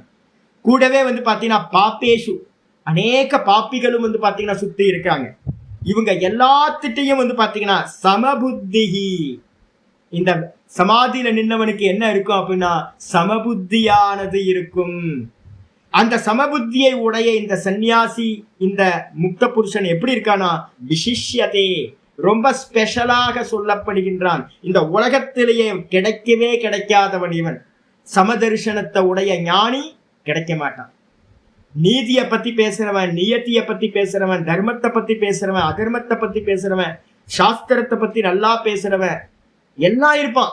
ஆனா வந்து பாத்தீங்க அப்படின்னா சமபுத்தி வந்து பாத்தீங்கன்னா கிடைக்கவே கிடைக்காதுங்க. நிறைய சன்னியாசிகள்கிட்ட வந்து பாத்தீங்க அப்படின்னா நார்த் இந்தியாலையும் இங்கேயும் சவுத்துலயும் பாத்தீங்கன்னா அவன் முஸ்லீம், அவன் கிறிஸ்டியன். நம்ம சனாதன தர்மம் வந்து பாத்தீங்கன்னா இப்ப இருக்கிற நிலை வேற. நம்ம சனாதன தர்மம் என்னன்னா ஜீவனை பத்தி பேசுது, ஆண் பெண் பேதம் இல்ல, தர்மத்துக்குள்ளார இதெல்லாம் வந்துடும். ஆனா வந்து பாத்தீங்கன்னா ஞானத்துல இதெல்லாம் வராது, பக்தியில இதெல்லாம் வராது. பக்தியிலேயே பேதம் இல்லாம போயிடும், ஜீவன் மட்டும்தான். அப்ப வந்து ஞானத்தோட முதிர்ச்சி அடையும் போது வெறும் கான்சியஸ்னஸ்க்கு மேல எல்லாம் கல்பித்தம். ஒரு ஸ்கிரீனுக்கு மேல வந்து பாத்தீங்கன்னா அநேக திருஷ்யங்கள் கல்பித்தம். திருஷ்யத்துல ஏதாவது ஹீரோ பெரிய ஆளு, வில்லன் சின்ன ஆளு அப்படின்னு ஏதாவது இருக்கா? ஒரு மண்ணாங்கட்டியும் இல்லை. அதே மாதிரி வந்து பாத்தீங்கன்னா எல்லாத்துக்குமே பிரம்மஸ்வரூபம்னு எவன் பார்க்கிறானோ அவன் தாங்க சமபுத்தி இருக்கிறவன். அவன் தான் வந்து பாத்தீங்கன்னா விசிஷ்யத்தை அப்படின்னா இந்த உலகத்திலேயே ரொம்ப சிறந்தவனாக சொல்லப்படுகின்றான். அவன் தான் பெஸ்ட் பெஸ்ட். எத்திர துவைத்தமிவ பவதி தத்திர பயம் பவதி. எங்க ரெண்டு மாதிரி இருக்குமோ அங்க வந்து பாத்தீங்கன்னா பயம் வந்துடும். தித்தியாத்வை பயம் பவதி மந்திரம் சொல்லுது பிருகதாரண்யத்துல. ரெண்டுன்னு இருந்தாவே அங்க பயம் வந்துடும். ரெண்ட பார்த்தோம் அப்படின்னாவே பயம் வந்துடும். மிருத்யோச மிருத்யுமாப்னோதி ஏக நானேவ பஷ்யதி. எவன் வந்து பாத்தீங்கன்னா இங்க பேதத்தை பார்க்கிறானோ, இது வேற நான் வேற, இது வேற நான் வேற, இவன் வேற நான் வேற அப்படின்னு எவன் பார்க்கிறானோ அவன் வந்து பாத்தீங்கன்னா திரும்ப திரும்ப பிறந்து இறந்துகிட்டே இருப்பான். மிருத்யோச மிருத்யுமாப்னோதி, செத்து போவான் திரும்ப பிறப்பான், செத்து போவான் திரும்ப பிறப்பான். அப்ப யாரு ஸ்பெஷல் பர்சன் அப்படின்னா சமதர்சனத்தை எவன் உடையவனோ அவன் தான் இங்க ரொம்ப ஸ்பெஷல் அப்படின்னு சொல்லியாச்சு. பாஷத்துக்கு வந்து ஆச்சாரிய சொல்றாரு சுகிருத் இத்தியாதி ஸ்லோகார்த்தம். ஸ்லோக அர்த்தம், அர்த்தம்னா பாதி. இந்த முதல் ஸ்லோகத்துல முதல் லைன் இருக்கு பாத்தீங்களா, ஸ்லோகார்த்தம் ஏக்கம் பதம், ஒரே பதம், சமாச பதம் சொல்லுவோம். சமாஹார சமாசம், சமாஹார சமாசம் பேர். எல்லாத்தையும் ஒன்னா கூட்டி ஒரே கலெக்ட் பண்ணி போடுறது. அதுல வந்து பாத்தீங்க அப்படின்னா ஒரே பதமா எடுத்துக்கணும். ஆனா மீனிங்காக ஆச்சாரியர் என்ன பண்றார், ஒவ்வொரு பதமா தனித்தனியா எடுத்து எடுத்து சொல்றார். என்னென்ன சொல்றார், சுகிருத் அப்படின்னா யாரு, இதெல்லாம் சப்த ஞானம். இப்ப உங்களுக்கு ஒவ்வொரு சப்தமும் ஒரு ஞானத்தை கொடுத்துக்கிட்டே இருக்கும். ஓ சுகிருத்துனா இது போல இருக்கு. மலையாளத்துல எல்லாம் இந்த சுகிருத்துன்ற வார்த்தை ரொம்ப அதிகமா பிரயோகம் இருக்கு, நம்ம தமிழ்ல இல்ல. சுகிருத்துனா என்னப்பா அப்படின்னா சுகிருத்திதி பிரத்யுபகாரம் அனபேக்ஷிய உபகர்த்தா. சுகிருத்துனா வெல்விஷர் நம்ம சொல்றோம் பாத்தீங்களா. வெல்விஷர் எல்லா வீட்லயும் ஒவ்வொருத்தர் இருப்பாங்க. என்னோட பூர்வாசிரமத்துல என்னோட மாமா ஒருத்தர் இருந்தார். அவர் வந்து பாத்தீங்கன்னா எல்லாத்துக்கும் நல்லது பண்ணிக்கிட்டே இருப்பார். அவர் எதுவும் எதிர்பார்ப்பே இருக்காரு. வெல்விஷர் எல்லாத்துக்கும் அட்வைஸ் பண்ணுவார், இப்படி பண்ணி இப்படி பண்ணாத அப்படின்னு எல்லாத்தையும் சொல்லுவார், எல்லாத்துக்கும் முன்னாடி இருந்து நடத்தி கொடுப்பார். அவர் தான் வெல்விஷர். அப்ப இங்க சொல்றது பிரத்யுபகாரம் அனபேக்ஷிய, எதிர்பார்ப்பு இல்லாம நான் ஒண்ணு பண்ணுனா அவங்க பதிலுக்கு இதை பண்ணுவாங்க அப்படின்னு பிரத்யுபகாரம். நம்ம இந்த லோகத்துல எல்லாம் அப்படிதான், ஒண்ணு பண்ணினாவே பயமா இருக்குவேன், என்ன எதிர்பார்ப்பானோ அப்படின்னு பயமா இருக்கு. எந்த உதவி பண்ணாலும் பிரத்யுபகாரத்தை எதிர்பார்ப்போடு தான் நம்ம பண்றோம், பதிலுக்கு ஏதாவது பண்ணுவாங்கன்னு. ஆனா யார் வந்து பாத்தீங்கன்னா நமக்கு பிரத்யுபகாரம் எதிர்பார்க்காம பதிலுக்கு ஏதாவது பண்ணுவாங்கன்னு எதிர்பார்க்காம நமக்கு வந்து உபகர்த்தா, உபகாரம் பண்றாங்களோ, நமக்கு நல்லது பண்றாங்களோ, அவங்களுக்கு பேர் தான் சுகிருத்துன்னு பேர். இந்த டெபினிஷன்லாம் நம்ம வந்து என்ன பண்ணணும், அப்ளை பண்ணி பார்க்கணும். இப்போ உங்க ஜீவனத்துல இப்ப நமக்கு யாரு சுகிருத்துன்னு நீங்க என்ன பண்ணீங்க, ரவுண்ட் பண்ணி வச்சுங்க. ஓ, இவங்கதான் சுகிருத்து. நமக்கு ஒரு மாமாவா இருப்பார், சித்தப்பாவா இருப்பார், இல்ல ஒரு ஃப்ரெண்டா இருப்பார், கொஞ்சம் நம்மளோட வயசு அதிகமா இருக்கும், இவங்க எல்லாத்துலயும் யாரு சுகிருத்துன்னு பாத்துக்கணும். அதுக்கப்புறம் மித்திரம்னா என்ன அர்த்தம்? மித்திரன்னா யாரு? நண்பன் நம்ம சொல்றோம். ஸ்நேகவான், ஸ்நேகவான் அப்படின்னு அர்த்தம் நமக்கு ஏதாவது இருந்தா டக்குன்னு வந்து நிப்பான், பாசத்தோட இருக்கிறவன், ஃப்ரெண்டா இருக்கிறவன், ஸ்நேகத்தை உடையவன். அரிகினா என்ன அர்த்தம்? சத்ரு. அரின்றதுக்கு அர்த்தம் சத்ரு. சத்ருனா என்ன அர்த்தம்? எதிரி. அதுக்கப்புறம் உதாசீனா என்ன அர்த்தம்? உதாசீன பாவத்துல இருக்கிறவனா நகசிய சித்து பக்ஷம் பஜதே, என் பக்கமும் இருக்க மாட்டான், என்னோட எதிரி பக்கமும் இருக்க மாட்டான். உதாசீனமா எவன் இருக்கானோ, ஏதோ பண்ணிட்டு போறாங்க போட்டோம் அப்படின்ட்டு போயிட்டே இருக்கானோ, கண்டுக்காம இருக்கானோ, அவனுக்கு பேரு உதாசீனன்னு பேரு. அதுக்கப்புறம் மத்தியஸ்தனா யாரு? மத்தியஸ்தனா யோ விருத்தயோகோ உபயோகோ ஹிதைஷி, எவன் வந்து பாத்தீங்கன்னா ரெண்டு பட்சத்துக்கும், எனக்கும் என்னுடைய சத்ருக்கும், இந்த ரெண்டு பேருமே நல்லா இருக்கணும்னு ஒருத்தர் நம்பி, நம்ம எங்க ரெண்டு பேர்த்துக்கு நடுவுல ஒருத்தர் மத்தியஸ்தம், சண்டையெல்லாம் போட்டுக்காதீங்கப்பா, நீங்க ரெண்டு பேரும் நல்லா இருக்கணும்ப்பா, எதுக்காக சண்டை போட்டுக்கிட்டு இருக்கீங்க அப்படின்னு நமக்குள்ளார மத்தியஸ்தம் பண்றவர் தான் இங்க ஹிதைஷின்னு பேர். நம்ம ரெண்டு பேர்த்துக்கு நடுவுலையும் மத்தியஸ்தம் பண்ணக்கூடியவரா, ஹிதத்தை விரும்பக்கூடியவரா இருக்கிறவர் மத்தியஸ்தர்னு பேர். அப்புறம் துவேஷி அப்படின்னா என்ன அர்த்தம்? அப்ப நான் ஆத்மனக அப்பிரியக, எனக்கு நிறைய பேரை பார்த்தா பிடிக்காது, அப்ப நான் துவேஷம் பண்றவங்க, எனக்கு வந்து பாத்தீங்கன்னா மனசுக்குள்ளார அவங்களை பார்த்து வெறுப்பா வருது, ஏன்னு தெரியல, எனக்கு எதிரியும் இல்லை, ஆனா வந்து துவேஷம் வருது. நிறைய பேர் இருக்குமே உள்ளுக்குள்ளார, ஏகப்பட்ட பேர் நம்ம பாக்குறோம். அப்ப அவங்களுக்கு பேர் வந்து பாத்தீங்கன்னா துவேஷியான்னு பேரு. பந்து யாரு? சம்பந்தி. நம்மளோட வந்து பாத்தீங்கன்னா ஒய்ஃபோட சம்பந்தத்தினால உண்டானவங்க, குழந்தைங்களோட கல்யாணம் பண்ணதுக்கு அப்புறம் சம்பந்தம், பெண்ணை கல்யாணம் பண்ணி கொடுத்தோட சம்பந்தம், என்னோட சித்தப்பாவோட சம்பந்தம், என்னோட மாமாவோட சம்பந்தம், இது மாதிரி சொந்தக்காரங்களா நிறைய விரிஞ்சு விரிஞ்சு விரிஞ்சு இருக்குல்ல, இது எல்லாத்துக்கும் பேரு சம்பந்தினகன்னு பந்துகுன்னு பேரு, கனெக்ஷனோட இருக்கிறவங்க. ஏதேஷு சாதுஷு, இவர்கள்ல வந்து பாத்தீங்க அப்படின்னா எப்படி இருப்பாங்க? நல்லவங்களும் இருப்பாங்க, சாதுஷு. அப்ப நம்ம கனெக்ட் பண்ற பீப்புள், எல்லா பீப்புள்லயும் வந்து பாத்தீங்கன்னா சாதுக்களும் இருப்பாங்க, நல்ல சாதுக்களாகவும் இருப்பாங்க. சாதுக்கள்னா யார் சுவாமி? சாஸ்திர அனுவர்த்திஷு அப்படி, சாஸ்திரத்துல என்ன சொல்லப்பட்டிருக்கோ அது மாதிரியே நடக்கிறவங்க. அப்படி நடக்கிறவங்களுக்கு பேர் சாதுக்கள்னு பேரு. அந்த அவங்கள்ட்டையும் கூட மேலும் பாப்பேஷு அப்பி, பாப்பிகளிடத்திலையும் கூட, பாப்பிகள்னா யாரு?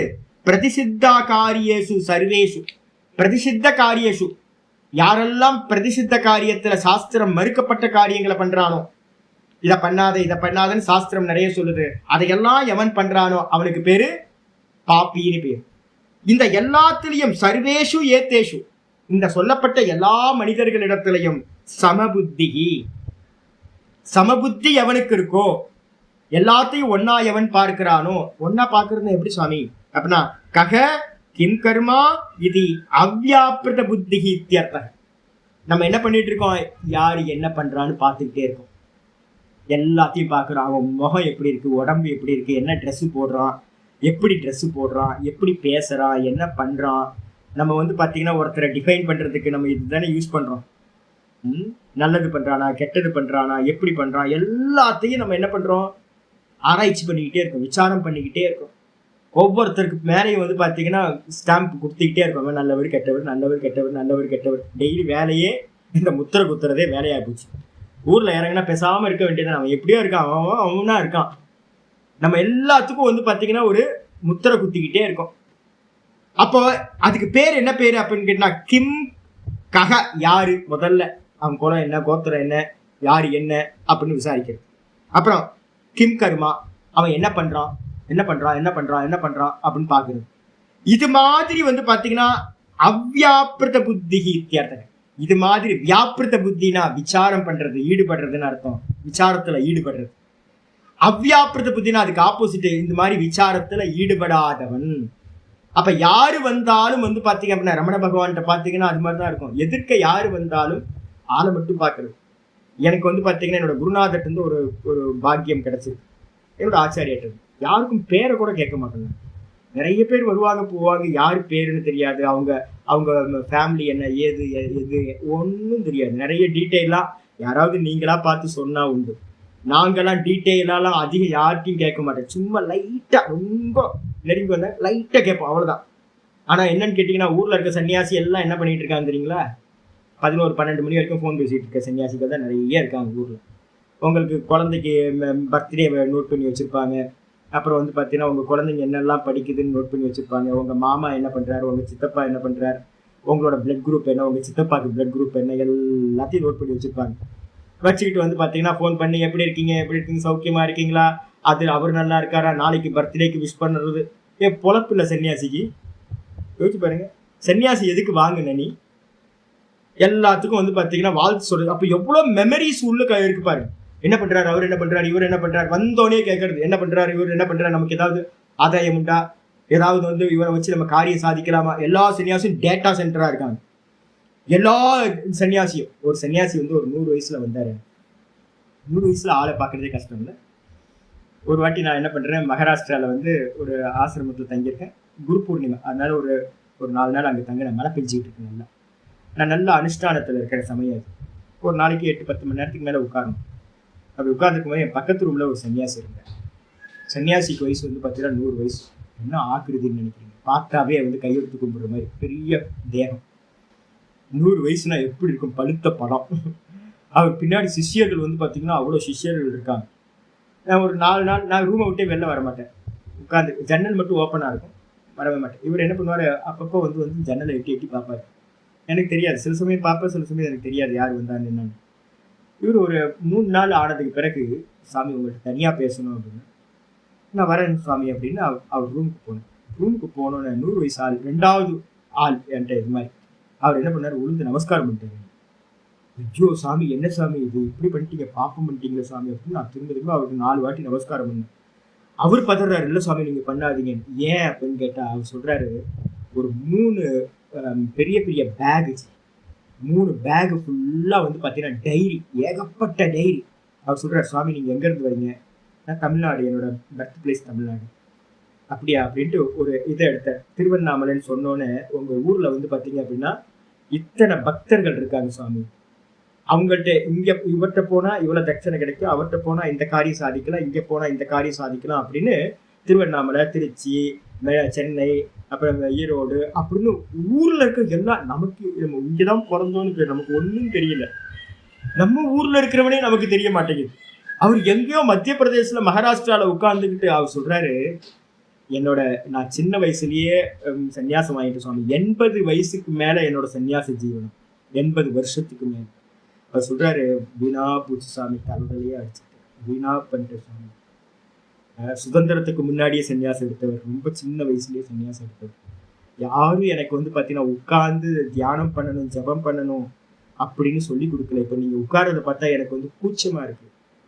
என்னன்னு கேட்டிங்கன்னா, இத்தனை மணி நேரம் உட்காருங்களா சாமி, என்னால் 10 நிமிஷம் உட்கார முடியல சாமி. பாருங்க, இந்த பேக் எல்லாம் தூக்கிட்டு அலையிறேன். எந்த ஊருக்கு போனாலும் யாரை பார்க்கலாம், என்ன பண்ணலாம், ஏது செய்யலாம், இவங்கள்ட்ட இருந்து என்ன கிடைக்கும், அவங்கள்ட்ட இருந்து என்ன கிடைக்கும், இதே வேலையாக போச்சு எனக்கு. பக்தர்கள், நிறைய பக்தர்கள். என்ன பண்ணியிருக்காருன்னா, தோற்றம் மட்டும் இருக்கு, ஆளோட தோற்றம் மட்டும், ஒரு சாதுன்ற தோற்றம் மட்டும் இருக்கு, வேற எதுவுமே இல்லை. அவ்வளோதான், ஜீவனம் போச்சு. அப்போ ஃபீல் பண்ணும்போது வந்து பார்த்தீங்கன்னா, ஐயோ உட்காராம போயிட்டோமே, ஈஸ்வரனுக்கான சமயம் கொடுக்காம போயிட்டோமே அப்படின்னு ரொம்ப வருத்தப்பட்டார். நான் இனிமேலாவது இது பண்ணுங்க அப்படின்னு சொல்லி பார்த்தேன். அப்போ என்ன ஆயிடுச்சுன்னு கேட்டிங்கன்னா, எல்லாத்துட்டும் ஏகப்பட்ட டேட்டா சென்டர், டேட்டாஸாக வாங்கி அப்போ சஞ்சலம் இல்லாமல் இருக்க முடியுமா? யோசிச்சு பாருங்க. எல்லாம் ஒன்று தான் போ அப்படின்னு. சில பேர் சன்னியாசிகள் என்ன பண்ணுவான், நர்மதா பரிக்கிரமத்தில் ஒரு காட்டில் போயிட்டு இருக்கேன். அந்த காட்டில் ஒரு வைஷ்ணவ சாது ஒரு இடத்துல வந்து உட்கார்ந்த. அந்த காட்டுவாசிகள் தான் நமக்கு ஃபீடிங் பண்ணணும். நான் வந்து பார்த்தீங்கன்னா நான் கேட்க மாட்டேன். அதனால வந்து ஓரமாக நிழலுக்காக ஒரு இடத்துல உட்காந்துருக்கேன். தூரத்தில் அந்த ஒரு அந்த ட்ரைபல் ஏரியாவில் இருக்கிற ஒரு ஃபேமிலி. பாவம், அந்த பசங்கள்லாம் வந்து பார்த்தீங்கன்னா தரித்திரம். காட்டில் இருக்கிறவங்களுக்கு என்ன இருக்கும், உண்மையில் தரித்திரம். அந்த இடத்துல வந்து ஒரு 2 சன்னியாசிகள் வந்தாங்க, வைஷ்ணவ சன்னியாசிகள் வந்தாங்க. வந்த மாத்திரத்தில் வந்து பார்த்தீங்கன்னா அந்த காட்டுவாசிகளுக்கு வந்து பார்த்தீங்கன்னா ஹிந்தி தெரியும். இப்போ நான் உட்கார்ந்துருக்கும் போது நீச்ச ஜாதி, அந்த சன்னியாசி வந்து பார்த்தீங்கன்னா எனக்கு இன்னும் அப்படியே மெமரியில் அப்படியே இருக்கு. நீச்ச ஜாதி, நீங்கெல்லாம் மனுஷனா பொறுக்கிறதுக்கு லாய்க்கு இல்லை, போ அப்படி போய் உட்காரு, இப்படி போய் உட்காருங்க. கடைசியில் அவங்கள்ட்ட இருந்து தான் இவர் வாங்கி சாப்பிட்டார். அந்த ஃபுட்டு வந்து அன்னைக்கான ஃபுட்டு வந்து அவங்க தான் கொடுத்தாங்க. ஆனா அந்த பசங்கள்ட்ட எல்லாம் வந்து பாத்தீங்கன்னா அவர் ட்ரீட் பண்ற மெத்தட் எப்படி ட்ரீட் பண்ணாருன்னா, நீ நீச்ச நீ போ அங்க போ அப்படின்னு. எனக்கு அப்படியே ஒரு மாதிரி ஆச்சு. சன்னியாசிகள் மத்தியில இந்த அளவுக்கு வந்து வெறுப்பு வந்து பாத்தீங்கன்னா இருக்கும் முஸ்லிம்ஸ் மேல, கிறிஸ்தவ மேல. அப்ப வந்து பாத்தீங்கன்னா நம்ம மதம் வந்து தர்மத்துக்காக காரியம் பண்றவன் எவனோ பண்ணிட்டு போகட்டும். இந்த வேதாந்தத்துல வந்து பாத்தீங்கன்னா பேதம் பாத்தீங்க அப்படின்னா உங்களால வந்து பாத்தீங்கன்னா மேல போகவே முடியாது. செத்து பொழைச்சிட்டு இருக்க முடியாது.